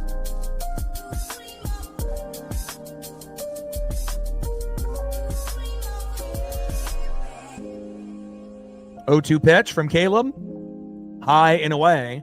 1 ball and 2 strikes from Ferguson to Contreras. Let's go. All right, we're at 91 likes, Cody says. 9 more to go to hit the goal. If you haven't smashed that like button yet, please do. Help us get to 100, and then we'll be able to hit 125 and 150. 1-2 pitch. Big swing and a miss. And Caleb looking much better than George Kirby. There we go, baby. 2 away. And again, we know that Caleb is usually untrustworthy, but at least here, he's doing a good job. Nice job, Caleb. 2 away. Down goes Burleson. Down goes Contreras. And now we need 1 more. Next up, third baseman Nolan Gorman.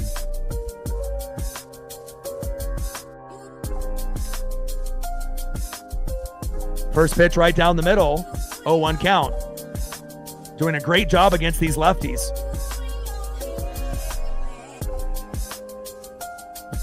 Top of the fifth inning, 5-3 Seattle. And you got to think if George was still in the game, and line drive to Victor, and that is out number 3. And I almost guarantee if Kirby would have come out, we wouldn't have got out of this inning unscathed. Realistically, they probably would have scored at least 1, with him being tired and the fatigue and just not really pitching good today. So that was a very smart decision to exit George Kirby. And again, when you know baseball, you know baseball. All right, let's see if we can get a little bit more here added on to the Mariner lead. Let's see who's up next here for the Mariners.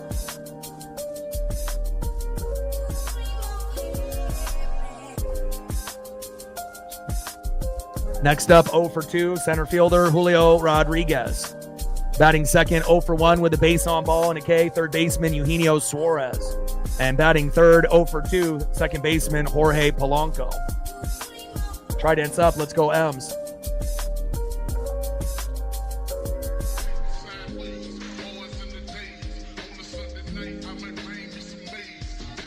There we go, baby. Let's get to 125. Good job all day.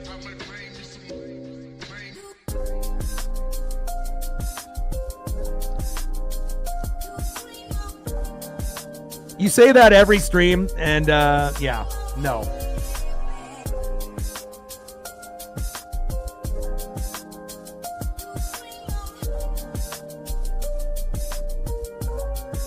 And now Liberatore is exiting, and Leahy is coming in.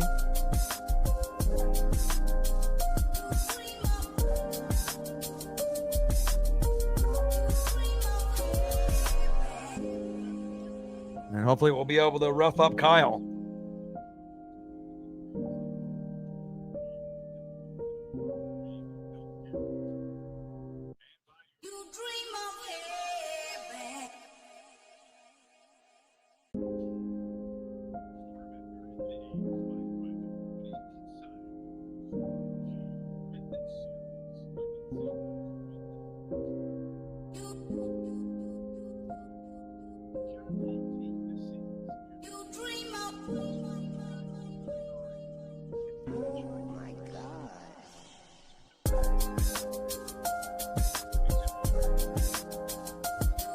First pitch into Julio inside, 1-0 count.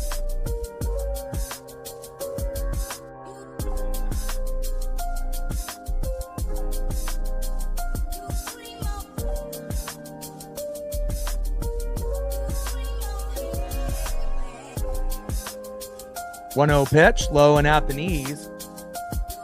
2 balls and no strikes from Leahy to Julio. Julio fouls it off towards that third base line. 2 balls and 1 strike to Julio Rodriguez.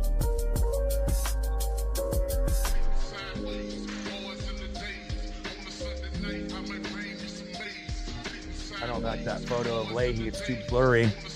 And Julio hits it deep into center field, down to the wall, and Victor Scott II is there. He's got great defense there for a center fielder. And that is 1 away.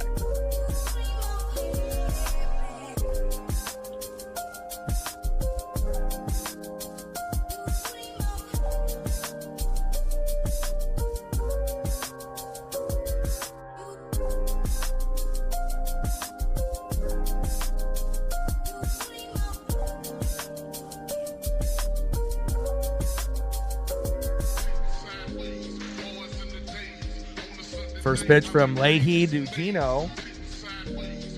1-0 count.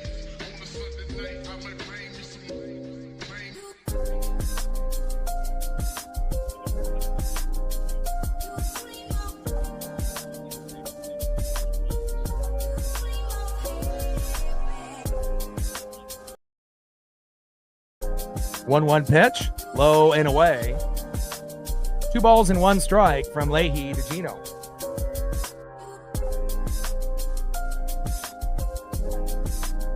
Come on, Gino. 2-1 pitch, fouls it off himself. Hopefully he's okay. 2 balls and 2 strikes with nobody on and 1 out. 5-3 Mariner lead. And typically when the Mariners get to 5 runs, 7 to 10 hits, we're going to win most of those games. The Mariners have a 17-6 record at home since the All-Star break, and that's number 1 in the American League, number 1 in the National League, and number 1 overall, best in MLB. So even though we can't win games on the road like most teams except the Brewers, we're the best team at home since the All-Star break, believe it or not. 2-2 pitch, low and into the dirt. Count now is full. 3 balls and 2 strikes to Gino. Come on, Gino. Good vibes only, baby. Find a way. We know you can do it defensively, but we need that bat to come alive. Let's go.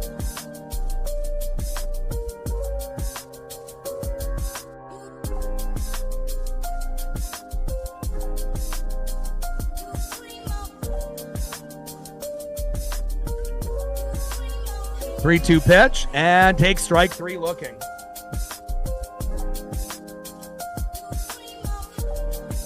Two away. Next up is Jorge Polanco.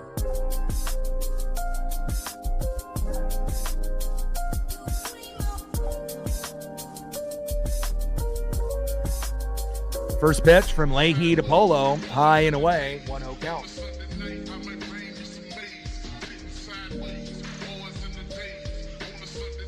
One 0 pitch. Check swing. Does he go? No, he does not. Low and out the knees. 2 balls and no strikes to Leahy to Polo.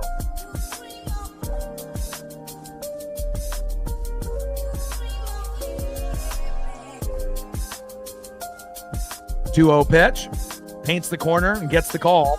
2 balls and 1 strike from Leahy to Polo. Come on, Polo. Leahy on the mound. Polo in the box. Go, Jorge. See if we can have a home run party. Randy and Naylor already joined the party.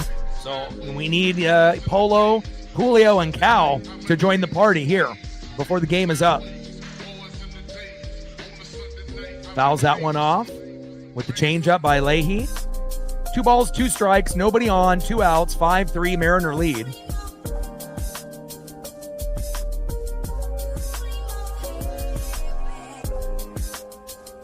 And let's see if Polo can find a way to get a single or double here.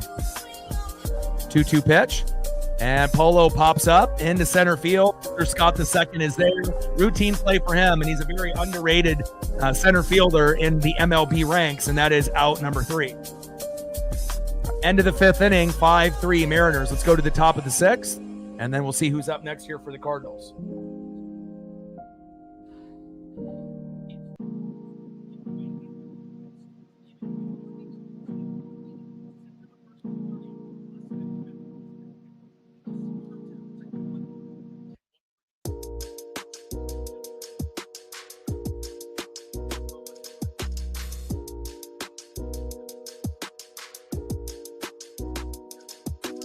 Next up for the Cardinals, 1-for-1 with a run, RBI, and a base on ball, shortstop Thomas Sujasi. Batting second, catching in the 8-hole, 1-for-2, Pedro Pajes. And batting third, 0-for-2 with a K, center fielder stud Victor Scott II. Top of the 6th inning, 5-3 Mariners. And we'll do a quick recap of the game to kind of get everyone up to date if you're just hopping in. So in the top of the 2nd, Gorman doubled the left, and Contreras scored 1-0 Cardinals. And then in that same inning, in the top of the 2nd, Sujasi singled the center, and Gorman scored 2-0 Cardinals. And that was the same thing that we were down, obviously, yesterday when Alec Burleson hit that 2-run blast after Herrera got a single.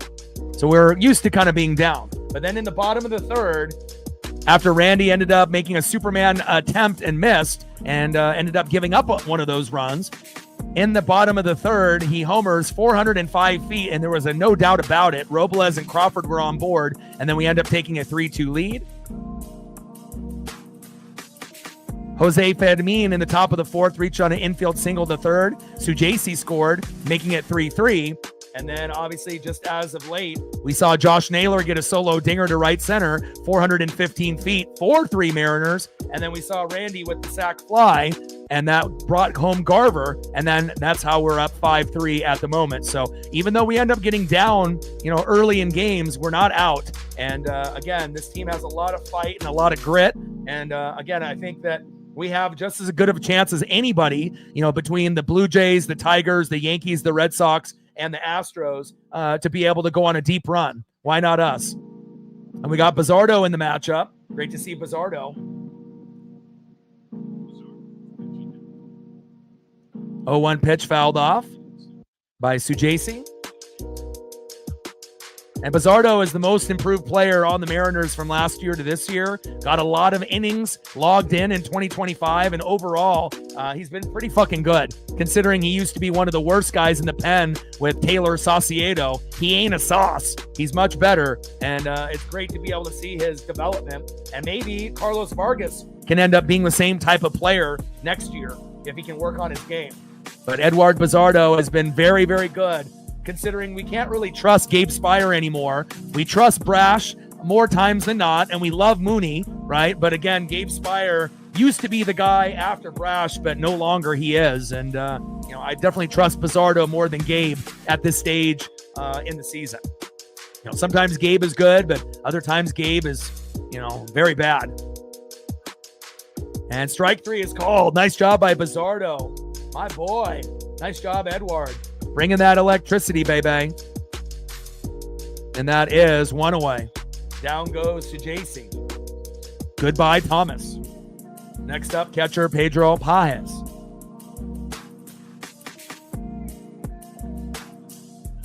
Like, sub, donate, comment, share. If you haven't smashed that like button yet, please do. Help us get to 125 likes, 100 on the dono train. And when we started the stream, we needed 10 subs to get to 21,700. We only need 6 to go. 1-0 pitch. And Pajes hits it to Julio Rodriguez, and he's there. And that is 2 away. No fly zone in the building. Nice job, Julio. We love your defense.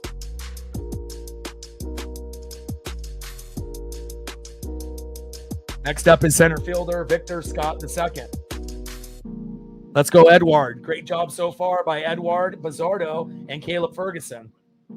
And sometimes, our starting pitcher isn't going to play great, and then the bullpen will play better. And luckily, that's what we're getting. For a stretch when we were on the road, everything was bad. Starting pitching, bullpen hitting, power hitting, defense. And it's nice to be able to get most of the categories. You're not going to necessarily play a perfect game, but again, nice to be able to see the bullpen make up for what Kirby gave up early in the matchup.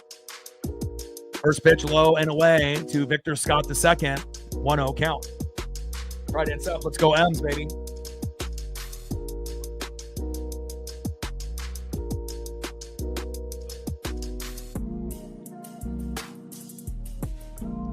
Two-0 pitch, takes a strike. 2 balls and 1 strike from Bizzardo to Victor Scott II.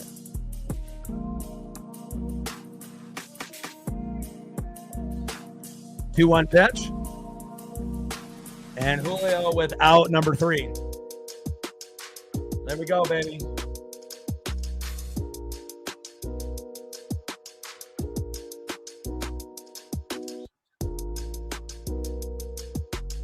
All right, let's go to the bottom of the 6th and see if we can add on a little bit more insurance for the Seattle Mariners. Let's see who's up next.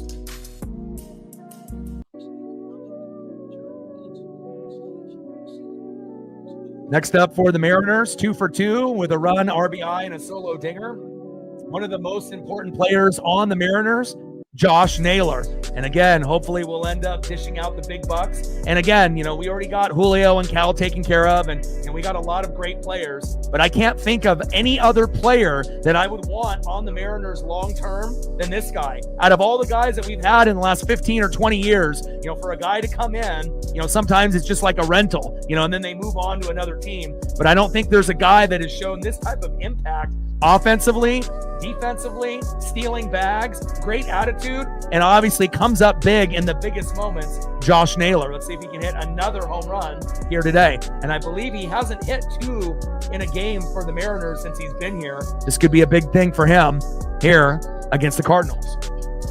Batting second, 0 for 1 with a run and a base on ball. Let's see if he can get a base hit. He already has the walk. We wanted 1 walk and 1 single. And let's see if we can get Mitch Garver with that. A single, double, or triple, or maybe an unexpected home run would be great. Mitch Garver. And batting third, 2 for 2 with a run, right fielder Victor Robles. But if they decided to replace Garver for Leo Ribas, that would be best case scenario. But again, it all depends if they end up going from lefties to righties, obviously with the pitchers. And hopefully they end up going with righties the rest of the way. So that way we might be able to see, Luke Raley, Dominic Canzone, but preferably Leo Ribas.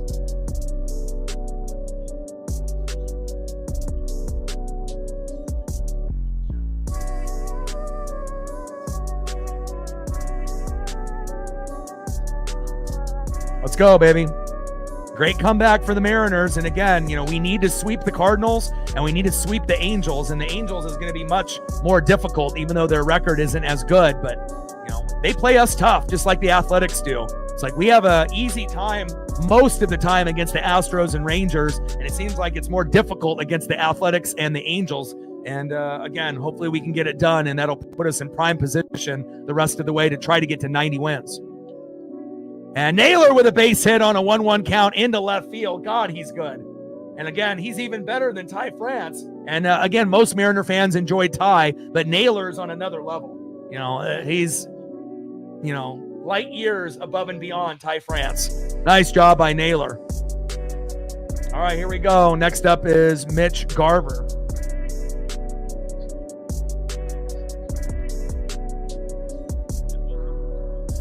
Oh, it's Dominic Canzone, so they finally make the move because it is a righty. All right, Dom. I would rather have Leo Ribas here, but, let's see what Dom can do. Dom is better than Luke Raley at this point.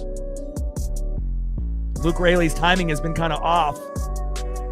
But let's see if Dominic Canzone can give us a little bit of magic here.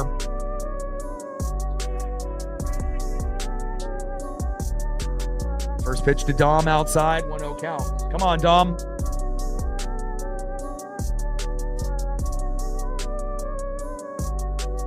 1-0 pitch, hit towards first base, foul. And I don't got a whole lot of faith in Dominic Canzone. I mean, more than Luke Raley. But again, Leo Ribas, that's the guy that needs to be playing at the very minimum DH if he's not going to be playing second base or short. Gives us a better chance to win offensively, defensively. Super underrated player. 1-1 pitch, takes a strike. 1 ball and 2 strikes to Dominic Canzone. Come on, Dom. 1-2 pitch from Leahy. Low and into the dirt. Good eyes by Dom. 2 balls and 2 strikes to Dominic Canzone. Leahy on the mound. Dominic Canzone filling in for Mitch Garver in the box.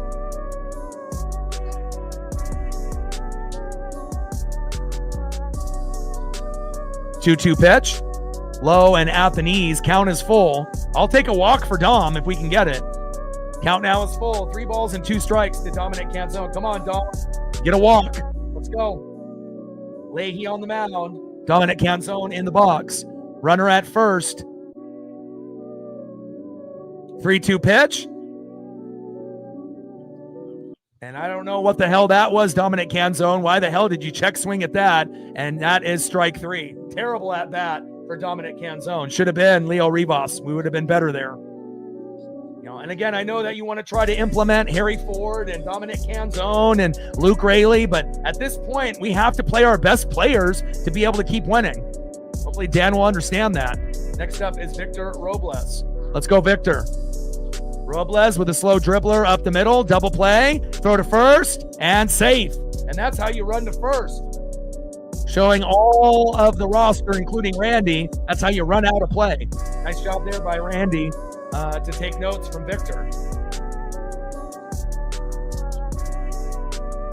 Next up is JP Crawford. Come on, JP. Sitting at home run number 9. Home run number 10 would be great. We'll take a single, a double, a triple. Let's go, JP. But home run number 10 is, it's waiting. It's like you feel like he's going to get it before the season ends, but he gets a single into right field. Go, Victor, go. Victor's going to third. Hustle, hustle, hustle. Safe. There we go.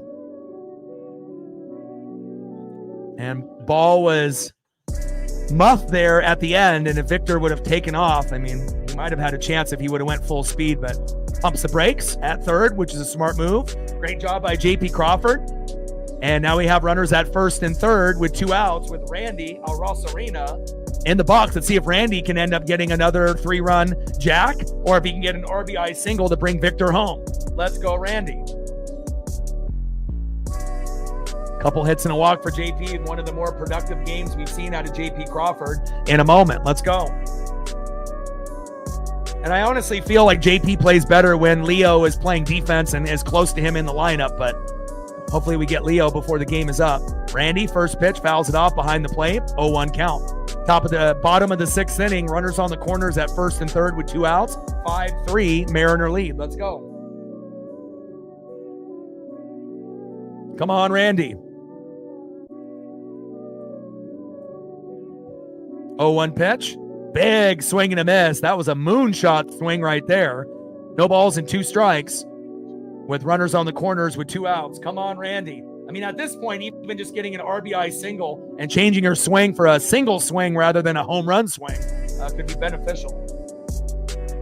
Come on, Randy. Try to hit one just like JP did, and it'll be 6-3. Every run matters, especially when you don't really know what you're going to be getting in the bullpen. So far, it's been pretty good, though, with Caleb Ferguson and Edward Bizardo. 0-2 pitch. Good eye by Randy Arosarena. Takes the ball high and inside with that 4-seam fastball by Leahy. 1 ball and 2 strikes with runners on the corners and 2 outs. 5-3 Seattle lead. Come on, Randy. Let's go, baby. Randy in the box. Leahy on the mound. 1-2 pitch. Big swing and a miss. And that is out number 3. Nice job by Leahy, giving you a little bit of electricity for you Cardinal fans. 5-3 Mariners in the end of the 6th inning. Let's go to the top of the 7th and see who's up next for the Cardinals.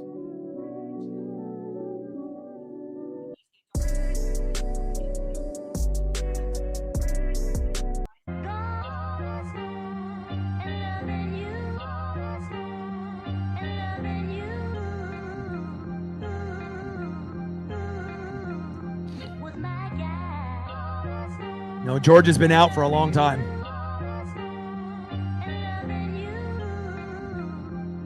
Next up for the Cardinals in the 9-hole, 1 for 2, second baseman with an RBI, Jose Ferdinand.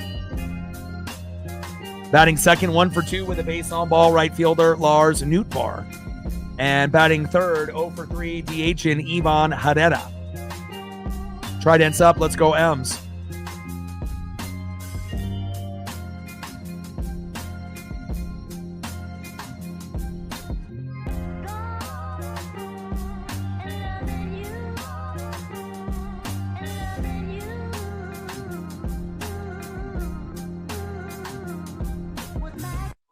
And hopefully they stick with Bizzardo in this inning.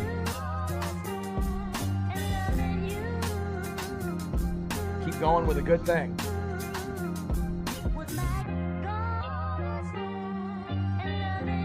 Now, Gabe Spire is coming in. I don't know if I agree with this.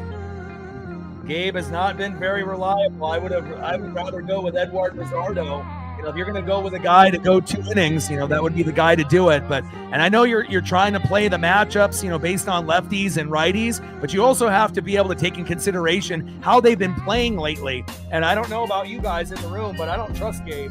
You know, every once in a while, he'll be like Caleb Ferguson and he'll do okay, you know, but more times than not, Gabe has been kind of a liability. Wild pitches, bringing in runs from third, giving up hits, RBIs, and home runs, blowing games for us. Last time we saw him, he gave up 2-3 runs. Do we really want Gabe in this situation? I would rather go with Bizzardo for one more inning, honestly, but that's Dan Wilson. And if you look at his stats, I mean, his stats are pretty good, you know, for Gabe Spire, but just because his stats say that he's pretty good, you know, you have to look on how he's been playing lately, not how he played early in the year. And it always makes me nervous. You know, he's a name as a bunt, right to Gabe, throw to first, and there we go. Luckily, they got a bunt that went right in front of him for an easy first out. Nice job, Gabe. Good defense there. And good job not overthrowing it over Naylor's head, which we've seen Gabe do also. 1 away. Down goes Jose Fermin on the easiest out that Gabe has seen probably in his last 2 outings. Next up, right fielder Lars Nootbaar. On deck, Ivan Herrera. Tridents up. Let's go M's. Give me the good Gabe. I mean, if we're going to get Caleb Ferguson to do a good job, and he's much worse than Gabe is overall, hopefully Gabe can also do a good job as a lefty here. But again, the only lefty that we're going to be talking about down the road will be Cade Anderson, and he'll be taking over Luis Castillo next year. I would assume Luis will not be on the team next year, and you know we don't really need Mitch Garver on the team either. There'll be definitely some moves. 1-0 pitch, low and away. 2 balls and no strikes to Lars Nootbaar. And really the only thing that we can have positive with Gabe in the lineup is that Mitch Garver isn't catching, and it's Cal. Because I feel when Garver is catching Gabe, then it's like a nightmare. Because he's not going to be able to catch those wild pitches like Cal can. 2-0 pitch, inside, 3 balls and no strikes to Lars Nootbaar. Come on, Gabe. I mean, Gabe has gone through, you know, times where he's lights out, you know, but just lately, you know, after the All-Star break, he started blowing games for us and not really playing well. So 3-0 pitch right down the middle. I mean, overall, you know, based off his reputation, you know, he's actually one of the better lefties in the pen in MLB. But if you've watched closely, like we have Mariner fans, lately he hasn't really been trustworthy.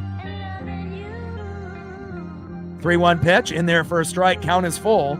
3 balls and 2 strikes to Lars Nootbaar. But you could say the same thing for all our guys. You know, Bizzardo got fucked up. Spire got fucked up. Brash looked terrible on a few starts after the All-Star break. And even Mooney blew a couple saves. So, again, no one's perfect, you know, but you just want consistency. Popped up to Randy, and Randy makes a backpedaling out there into left field, and that is 2 away. But normally, you know, certain guys, you know, have a reputation for being pretty lights out. But again, for me, it's consistency. Like, you know, Bizzardo has probably been the most consistent, you know, guy in the pen this year. Not as many fuck-ups as everyone else, like Brash and a few others. As we have a mound visit with Gabe, is he injured?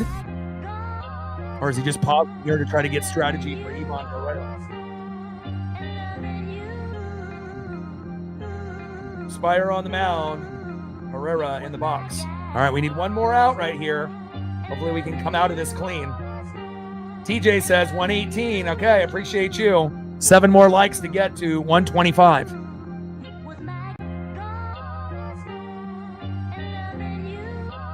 Is Gabe under the weather? Is he sick? You know, you don't really see a bullpen guy come in and then go down to, you know, kind of a squatting position. It's not like he pitched the whole game. And Herrera hit deep into right field. And Julio Rodriguez with the catch of the day. Are you fucking kidding me? No fly zone. And if that is Randy, that's probably a triple. Unbelievable. Victor Robles would have been able to get that as well. Great catch by that female fan. Wow. Julio Rodriguez on the tip of the glove. And Victor Robles would have been able to get that as well. But my goodness. You know, we don't need to be hearing any Julio Rodriguez slander. I know obviously he starts slow, but man, there is not a better player in the second half of the season than Julio Rodriguez. Offense, defense, I am so happy he's a Seattle Mariner. And if he can actually get hot at the beginning of the year, it's safe to say he'll be able to put up a 40-40 or maybe even one 50-50 season before his career is over. Great job, Julio. That was huge. Unbelievable defense. Amazing play. Holy cow. Right on the tip of the glove. And again, you know, he did things that Randy only dreams that he could do. Now, the only thing to make this a day complete is if we can end up getting home runs by Cal Raleigh 0 for 3 and Julio Rodriguez 0 for 3. Could we get a back-to-back home run situation? I sure as hell hope so. And then batting third will be Eugenio Suarez 0 for 2 with a walk with 2 Ks. So hopefully we can get these guys in the batting order to get going. Let's go, baby. 5-3 here in the bottom of the 7th. Trident's up. Let's go, M's.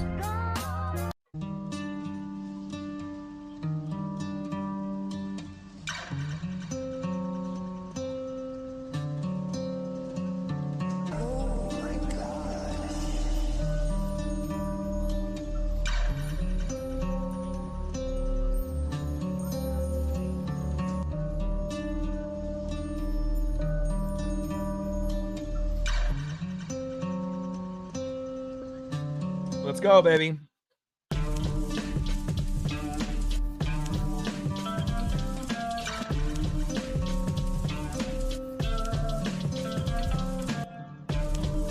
Amazing catch by Julio.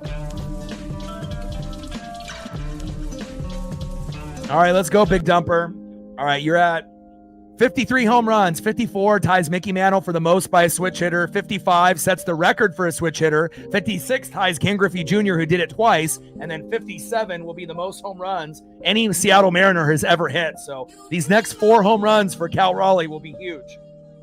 Oh my God. First pitch inside to Big Dumper. 1-0 count. Alcala on the mound and Raleigh in the box. 1-0 pitch, high and away. 2 balls and no strikes to Big Dumper Cal Raleigh. And we know Alcala will have a meltdown more than likely. Let's go, Big Dumper. 2-0 pitch, high and away. This looks like it's going to turn into a walk for Cal Raleigh. And that's completely fine. We can get a home run by Julio in the next at-bat here. Let's go, Cal. Be smart. 3-0 pitch. And that's a walk. Meltdown by Alcala right out of the gates. And a great decision by Cal not to get baited to swing. Now we got a runner at first. And now we get prime position for Julio Rodriguez to hit a home run to make it 7-3 after making one of the best catches we've seen in 2025 in the no-fly zone.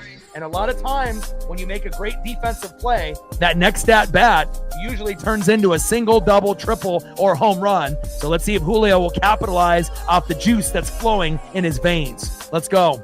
He's got that ice water in his veins, baby. Julio, he pops it up a mile. Unless we get an error, this will be an out. And that is out number 1. Come on, Julio, work the count.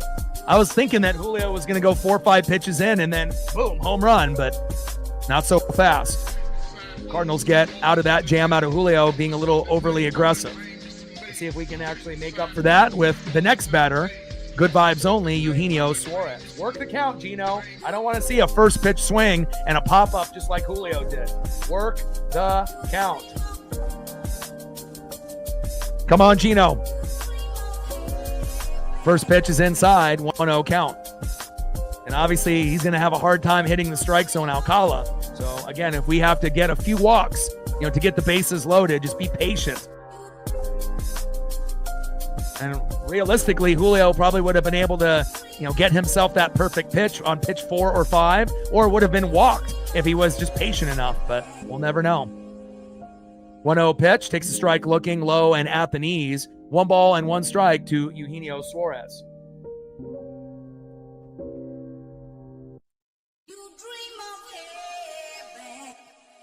1-1 pitch, and he pops it up on the 3rd pitch. 3 defenders, and they don't run into each other. A little lack of communication there by the Cardinals outfield, but they get the out. 2 away.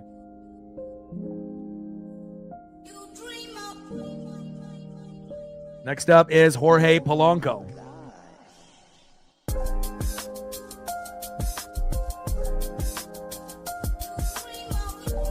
Josh Naylor, 287.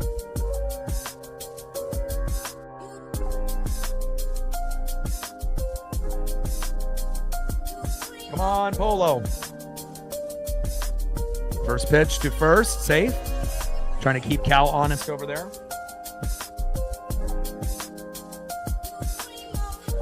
Let's go, Polo. You had quite a few hits go past you early in the game. Randy made up for it with a 3-run blast. Let's see if we can get Polo with a home run here or a single. Oh, here we go. All the way in the right field. Go, go, go. Run, big dumper, run. And nice double by Polo, and Cal Raleigh pumps the brakes at 3rd. There we go, baby. And again, sometimes when you end up, fucking up defensively, then the bats come alive later in the game. Great job by Randy and Polo making up for some of their blunders in the first couple innings. And it wasn't like Polo had any errors. It's just kind of out of position for a lot of those slow dribblers that ended up getting them some activity early. There we go, Polo. And look who it is. Next up, first baseman Josh Naylor in perfect position now with runners at 2nd and 3rd for a potential 3-run blast or an RBI single or RBI double. In a minute, it could be 6-3, 7-3, or best case scenario, 8-3. Let's go, Josh. Absolutely electric yesterday, electric today. And again, there's not a player that means more to this team than Josh Naylor, as far as a new addition to the team in the last 5, 6, 7, 8, 9, 10 years.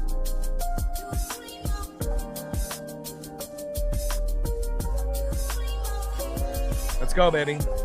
Yeah, well, we're not very good with hit and run situations. I mean, we're not very good runners on the base paths lately.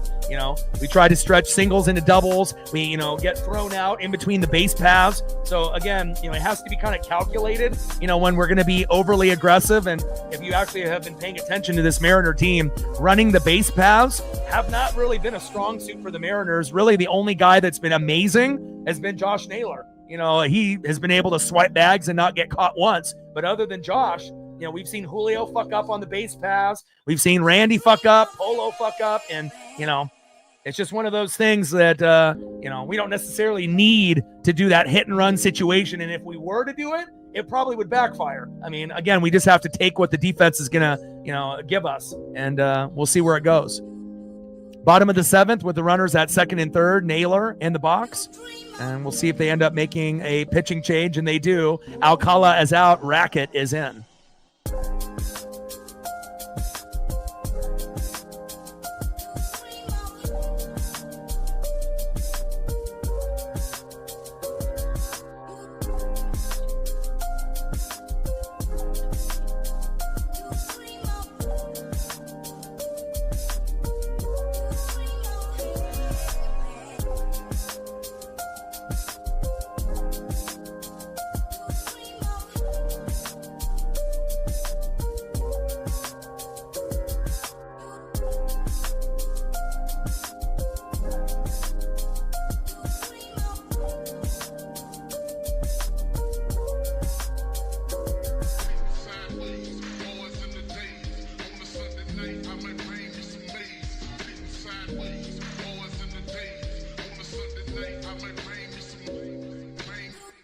Rickey coming in.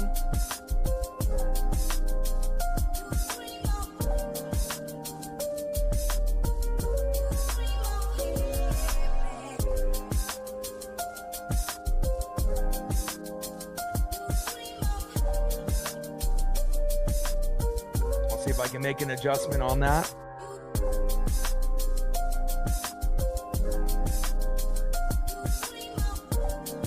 Let me take a look at the settings.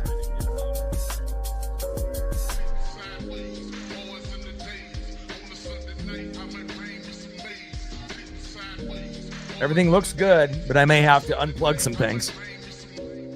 Bottom of the 7th, 2-0 count to Josh Naylor. Takes a strike. 2 balls and 1 strike to Josh Naylor.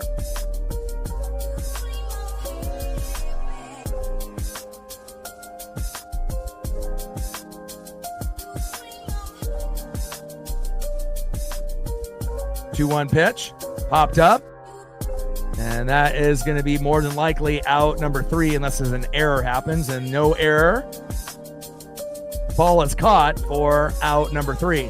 All right, let's go to the top of the 8th inning.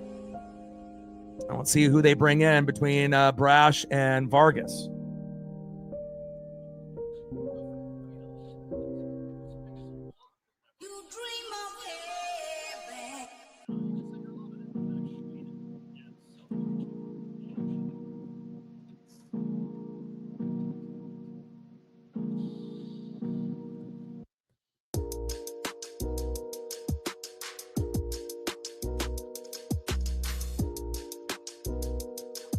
Next up for the Cardinals, 1 for 3 with a K, Alec Burleson. Batting second, 1 for 3 with a run and a K, Wilson Contreras. And batting third, 1 for 3 with a run, RBI, and a K, Nolan Gorman. Trident's up. Let's go M's.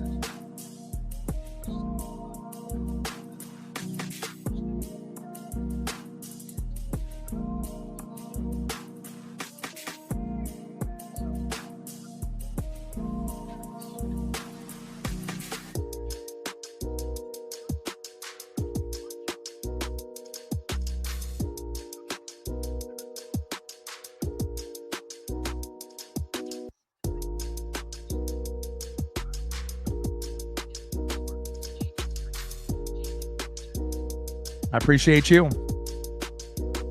Takes a lot of effort, you know, but again, it's worth it. Somebody's got to represent this team the right way. So, top of the 8th inning, 5-3 Mariners.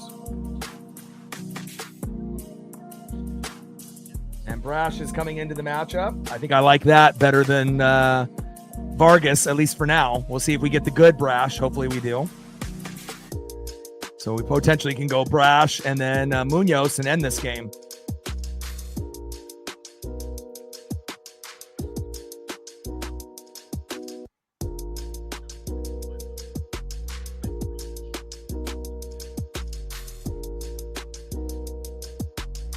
And Matt did well last night. Let's do it again, baby.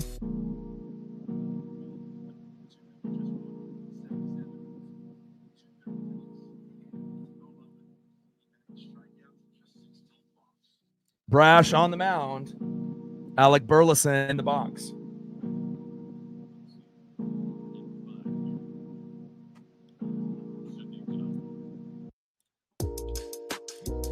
I typically don't do Hawks games. I do Monday night, Sunday night, and Thursday night. But obviously, if the Mariners are still playing, that's going to take, priority until, things are up and whatnot. But I watch, lots of games over the weekend. I usually watch 3, 4, 5 college football games, on a Saturday, and the same thing with the NFL. Typically 3, 4, 5 games, and some if I have to record and watch later. But I try to keep up with, as many games as possible, and a lot of reading, a lot of film study on some of the games that I didn't catch.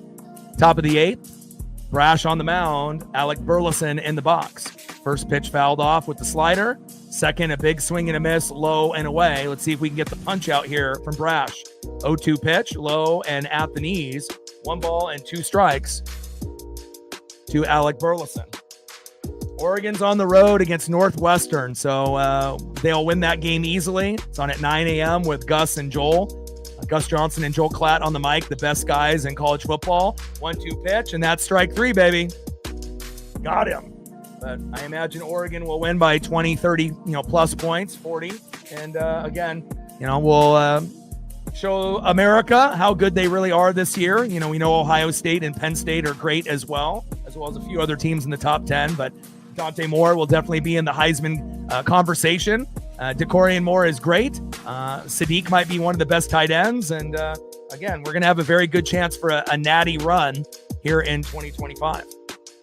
And again, the Huskies are probably the most slept on team in college football. I assume they're going to be in the top 25 shortly. And I would love for them to be right there with Oregon, you know, in the Big Ten rankings, you know, obviously sooner than later. But that's my sleeper team in 2025, the Washington Huskies. Very, very good with DeMond Williams at quarterback, like a Kyler Murray. And Jonah Coleman is one of the best running backs in the country, if not the best. Incredible. Offensive line, solid. And defense, pretty good. And they even have David Boston's son, Denzel, making big plays. So don't be shocked if you see the Ducks and the Huskies dominating college football in 2025. 2-1 pitch. And a nice base hit there by Contreras. Top of the 8th, 5-3 Mariner lead with 1 out. Next up is third baseman Nolan Gorman, and we're going to need a double play right here. Slow dribbler to JP, throw to Naylor, get out of this inning. Let it come right to him. Let's go.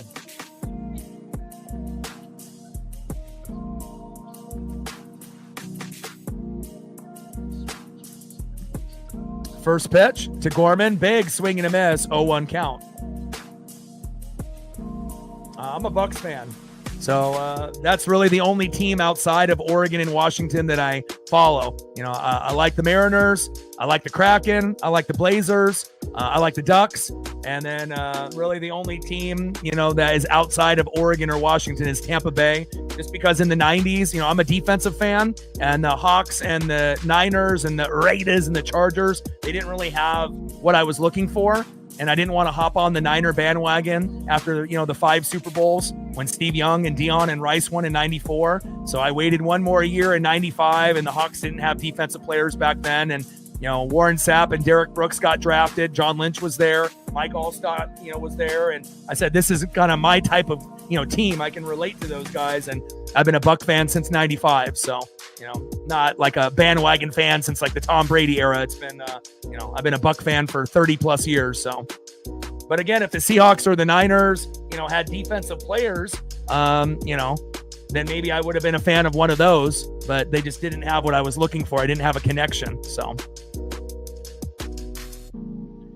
and there we go, 2 away. All right, potentially the last batter here after Contreras and Gorman go down. Nice job by Brash. Actually, Contreras at first. Next up is Thomas Sujasi. First pitch takes a strike looking high and inside, 0-1 count. Brash on the mound, Sujasi in the box. 0-1 pitch takes another strike looking right down the middle. No balls and 2 strikes to Thomas Sujasi. Come on, baby. Big swing and a miss and got him. There we go. Easy. 1, 2, 3. Matt Brash doing a great job, and the bullpen stepping up for George Kirby's lackluster performance. Great job, bullpen. We haven't been able to say that, you know, and it's not just one guy. You know, Kirby struggled, right? But Ferguson, great. Bizzardo, great. Gabe, great. Brash, great. And then we'll be able to go to Munoz in the 9th, and he'll kick that fucking door down. Let's go. Nice job, Brash. We haven't been able to say great job by 4 guys in the pen in a while. Great job. Let's see if we can get a little bit more insurance before this one's over.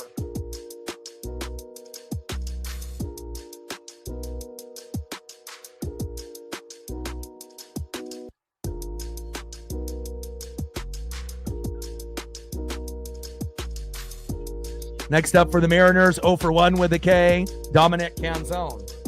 Batting second, 2 for 3 with a run, Victor Robles. And batting third, 2 for 2 with a run and a base on ball, J.P. Crawford. Trident's up. Let's go, M's.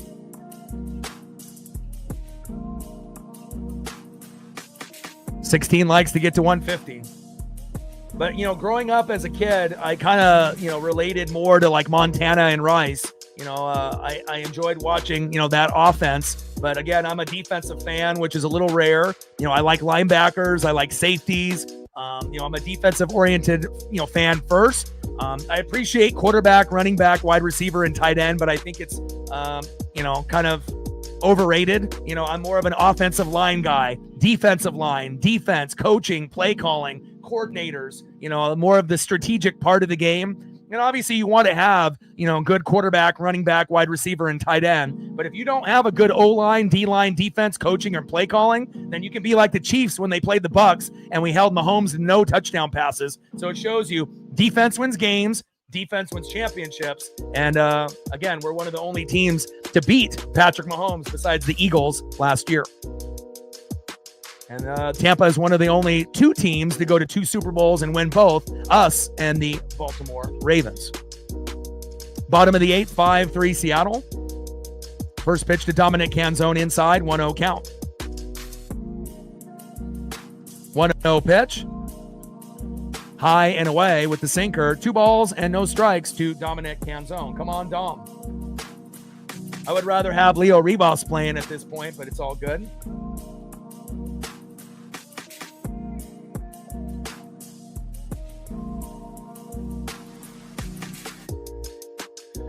Oh, man. Offense, Mike Allstott. That's my personality. Run your ass over, physical, love me some Mike Allstott, current player on the team right now. Obviously we love what we're seeing out of Emeka Egbuka. He'll probably get rookie of the year this year. But obviously Mike Evans, great player, obviously, but I'm a Mike Allstott guy through and through. Love me some Mike Evans as well. And I'm a big Derek Brooks guy, one of the best linebackers on outside of all time. Love Sapp, love Simeon Rice, love Rondé Barber and John Lynch. And again, it was, a very special squad that we had back then. And, it was kind of shocking to get Brady and Gronk and Bruce Arians and fly like a butterfly, sting like AB, Antonio Brown, before he got CTE and ran off the field. And if he didn't do that, maybe we would have won, that particular year. But, again, a lot of, fans don't even get to see 1 Super Bowl win. So I've been blessed to be able to see 2 Super Bowl runs and 2 victories. So,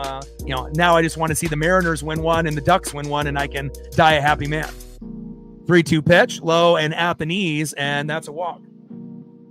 I love me some Baker Mayfield. He was immature, coming out of Oklahoma. And again, he had to, get married, have a kid, and then he finally, can use that passion in a positive manner. And now he's a top 10 quarterback in the NFL. And I feel that we are a Super Bowl contender this year. We barely ended up beating the Falcons. They beat us twice last year, but we know the Eagles are going to be the top dog. But again, I like the Bucs' chances winning the NFC South for the 5th year in a row. And, it wouldn't shock me if we end up making, the NFC Championship game this year or next year. I think we're that good. The Rams and that NFC West look a little shaky. Packers look good against the Lions. Obviously, in week 1, we assume that they might be the top dog in the North. And obviously, we'll see what the Commanders do and the Eagles. They'll be good. And then, obviously, I assume the Falcons will be pretty improved, even though they lost to us in week 1. But I think Eagles, Packers, Bucks could be the top 3 teams this year, even though it's, only week 1. But, based on what we saw early, those look like the 3 best at the moment in the NFC. And then the AFC's up for grabs as well, And again, if Ravens had better coaching, they would have beat the Bills, And it might be the first year that we don't see the Chiefs in the Super Bowl, kind of looking like it. First pitch to Robles, big swing and a miss, 0-1 count. 0-1 pitch, in there for a ball. 1 ball and 1 strike to Victor Robles. Kraken Stanley Cup, yeah, but obviously they're kind of a new team. It's going to take a long time for Seattle, to get the right coach and the right players to, even make the playoffs on a consistent basis. So for the Kraken would be great, but it might be a long, long time before you see a Kraken team in a Stanley Cup, just being honest. And I watch most of their games when it's hockey season, so I've seen kind of the ups and the downs that they've had early in this organization. 2-1 pitch to Robles, crushes it foul. I mean, honestly, if you're a fan of any team in Oregon and Washington, besides maybe the Oregon Ducks as of late, it's challenging. There's going to be ups, but there's going to be a lot of downs. But one thing is for sure, when the teams are good in Oregon or Washington, even if it takes us 5 to 10 years, to build it. Usually we're championship worthy. We may not win it all like the Huskies when they ended up dropping the Natty to Michigan, but you build it and eventually you can build something really special. And hopefully we'll see some great success from the Ducks and the Huskies this year and beyond, and especially the Mariners and Ducks and a few others. Robles, little dribbler, and that is one away.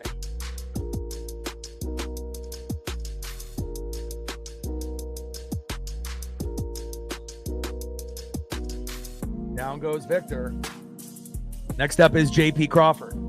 But we're fanatics here, so I watch a lot of things. Baseball, basketball, football, hockey, NASCAR, WWE, AEW, UFC, boxing. I mean, you name it, I watch it. And again, it's kind of always been that way for me. I'm just a fan of greatness, no matter where it's at, no matter what sport or entertainment. First pitch in there to JP Crawford, takes a strike looking, 0-1 count. Come on, JP. But as anyone knows in sports, if you don't have a good owner and you don't have a good GM and you don't have good coaches and coordinators, it doesn't matter who you have player-wise, you're never going to win. Again, look at the Cowboys and Jerry Jones. It's they're never going to make a Super Bowl, let alone an NFC championship game, if Jerry's not going to hire a GM. And again, if it's all about profits, then you're just going to fail. And every time we hear these takes on Fox Sports and ESPN, Cowboys are going to go to the Super Bowl. And in what fucking reality? They're not going. They don't have the roster. They don't have the coaching. And they sure as hell don't even have a GM. So, sometimes when you end up having a bad owner, it curses the franchise. And thankfully, I am not a Dallas Cowboy fan and would never be. And down goes JP Crawford, and that is 2 away.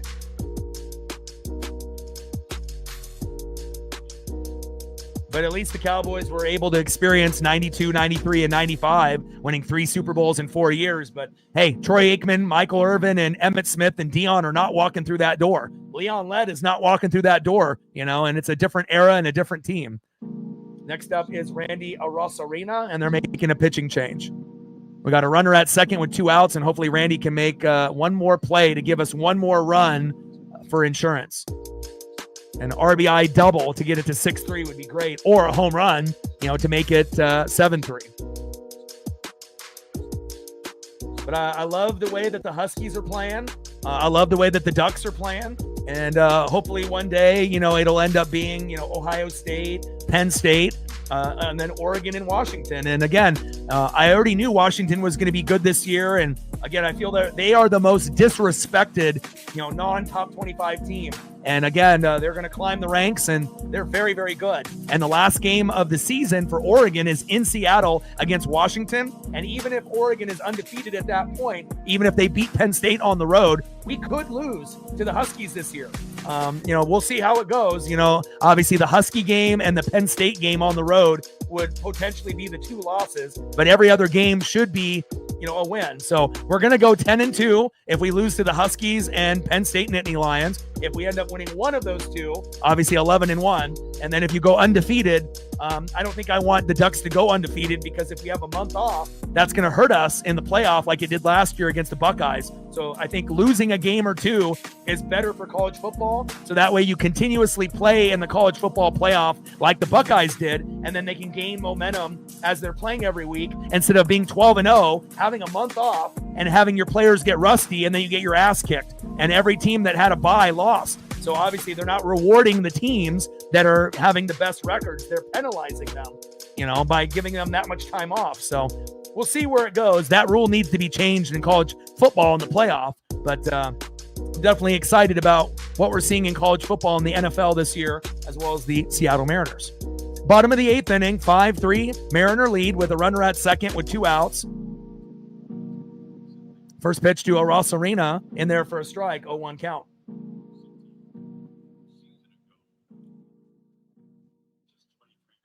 Yeah, I don't want to mess with it at this moment right now, though. I'll take a quick peek. I might have to unplug things and plug them back in, but then I'll have to recalibrate everything. But thank you for the update, and then I'll see if I can work on it. I checked the settings, and everything was good with the settings. It's not through the iMac. It's through the mics, but maybe after this inning ends, I'll unplug everything, recalibrate everything, and you guys can let me know if it's better.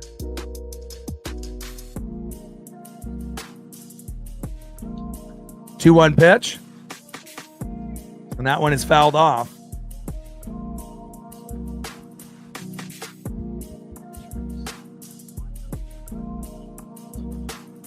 No, I appreciate it. And obviously I have to, with the background music and everything else, I have to try to, make sure that the music isn't too high. We had to find that right level. We used to have it at like volume 50 and now it's at 35. That's kind of the sweet spot. But I'll unplug everything and look at my speakers and all my equipment and see if it'll make a difference. Little chopper there for Randy. Throw to first. And that's out. Oh, he dropped it. Wow. There we go. Low throw.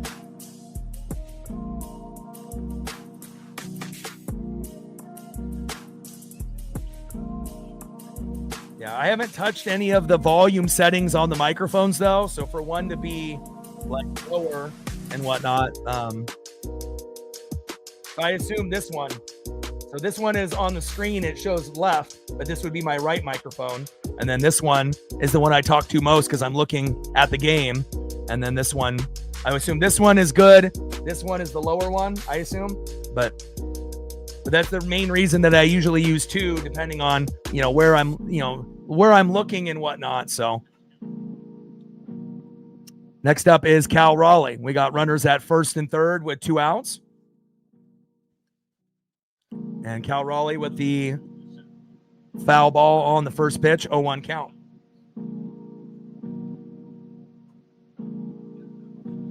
So it'll be, this is the one.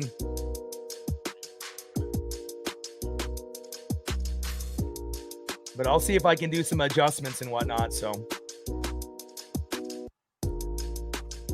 kind of weird though. It might be not necessarily a mic thing. It might be the program itself, but I'll unplug everything and see if it makes a difference. And Randy going into second and thrown out. And that is out number 3. All right, let's see if I can unplug everything and hopefully we don't have a meltdown with the stream here. So give me a sec.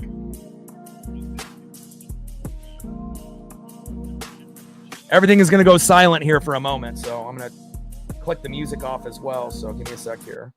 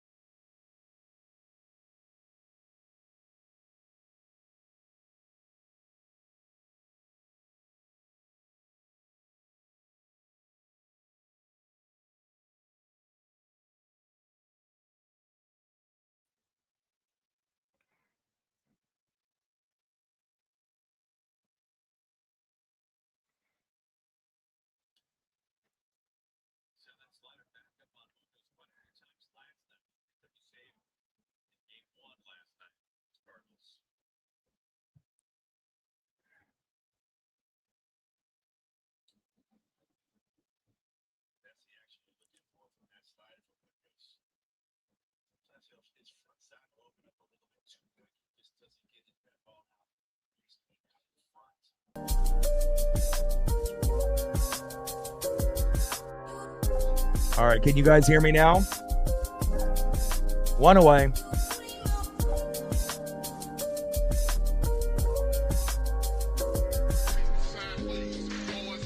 Can you guys hear me now? Well, I try to be able to help you guys out the best way that I can. So sometimes I got to reset the whole program itself and whatnot. So can you guys hear me now? We good? Okay. And again, sometimes it's going to be the streaming program. Sometimes it's going to be YouTube. Usually it's not my internet and whatnot. And hopefully everything is good now. So, all right, top of the ninth, 5-3 Mariner lead. Victor Scott II in the box. Andres Munoz on the mound.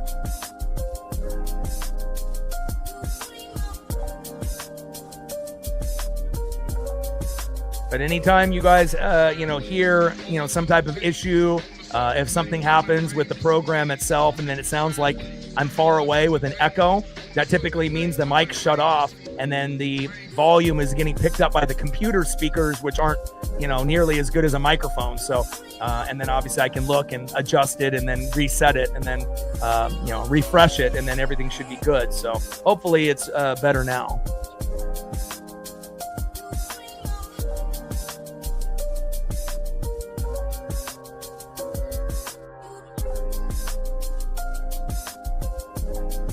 Top of the ninth, 5-3 Mariner lead. Munoz in the box. Munoz on the mound. Victor Scott II in the box. 1-0 pitch, high and away. 2 balls and no strikes to Victor Scott II.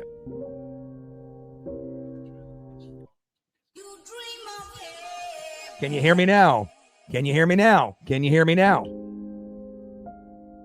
How does this microphone sound now? Does it sound better than it did before? Because I know you guys were saying this one was lower and then this one was better. So hopefully this one is good to go now. Technology, you got to love it. Sometimes things are going to be a little wonky, but I'll do my best to improve them. 2-1 pitch. In there for a strike. 2 balls and 2 strikes from Munoz to Scott. All right, good. Top of the ninth inning, 5-3 Mariner lead. 2-2 pitch. Check swing. Did he go? And does not. Count now is full. 3 balls and 2 strikes. And I'm really curious on why this microphone and speaker, something happened. Maybe my pup might have loosened one of the wires, and unplugged it slightly, maybe for that to happen. And there it is. 3-2 pitch. Got him. 2 away. Nice job by Mooney. There we go, baby. Bringing that electricity. Let's go, baby. Last but not least, second baseman in the 9-hole, Jose Fermin.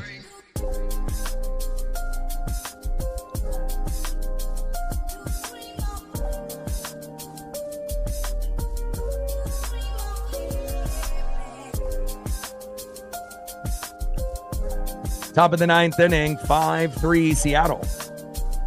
First pitch from Munoz to Fermin, high and inside, 1-0 count. Yeah, definitely.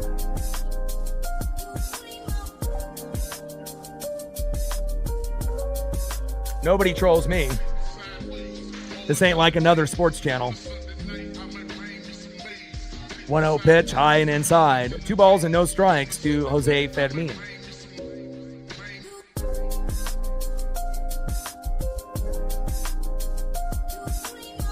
2-0 pitch. Pitch inside. Nobody with a tenor, and he is a somebody. Stacks. Racks with a little Cactus Jack. Bang, bang. Appreciate you. $10 holla on the Dono train. 2-1 pitch. And that one goes back into the crowd. Thank you so much for your support. Top of the ninth, 5-3 Mariner lead with nobody on and 2 outs, 2-2 count. And we're 1 strike away from winning 2 games in a row against the Cardinals. And this will be our 4th straight win with 2 against the Braves. And now hopefully a slow dribbler foul. And again, we need to try to sweep the Cardinals and try to sweep the Angels. And if we can do that, we'll be in pretty good position.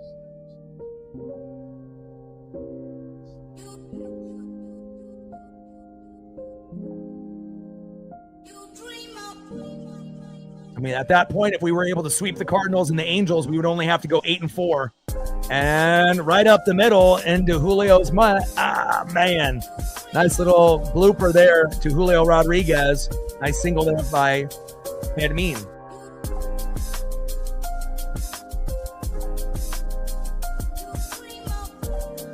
Next up is right fielder Lars Nootbaar. Get out of this inning. Finish the game strong.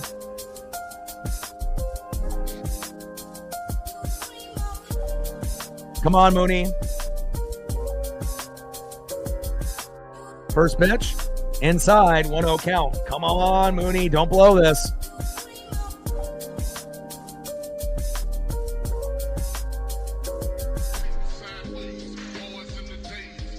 Top of the ninth, runner at first with 2 outs.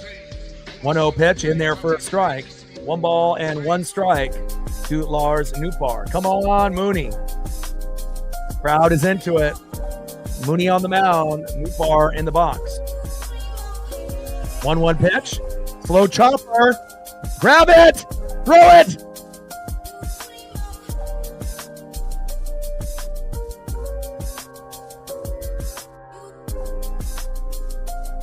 All right, we're 1 game out from first place, baby. Nice job by Munoz. And a great throw there to Naylor.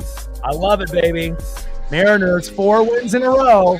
And again, we are the best team in MLB at home. And now we can add another win to that column. Great defense by the Mariners. Hell yeah.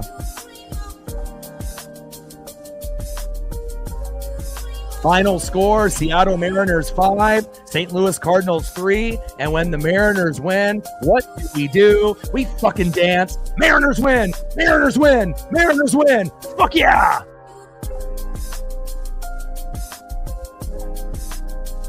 Let's go, baby.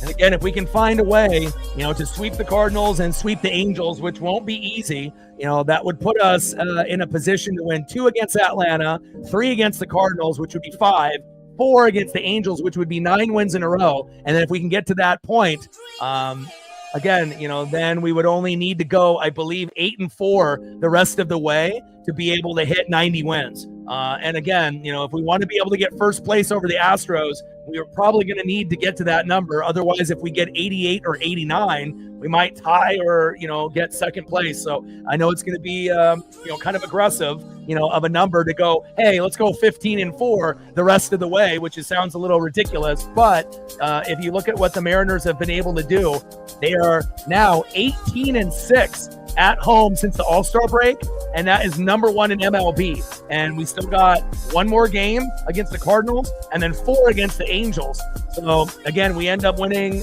those 5 games. We would be 22-6 at home if we can get to that point, and that would get us to 82 wins with 12 games to go. And then if we go 8-4 the rest of the way, that'll get us to 90 wins and 72 losses, which would essentially probably get us to first place in the AL West. So awesome all day. There we go.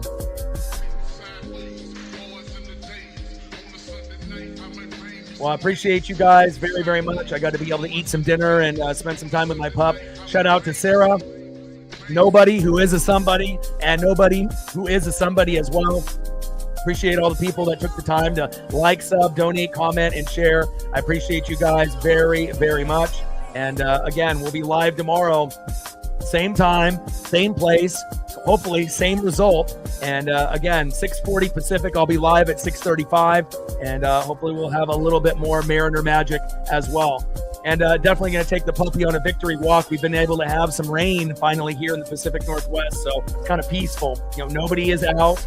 It's just me and my pup and complete darkness in the neighborhood. And I appreciate all the love and support. And again, final score, Seattle Mariners 5, St. Louis Cardinals 3.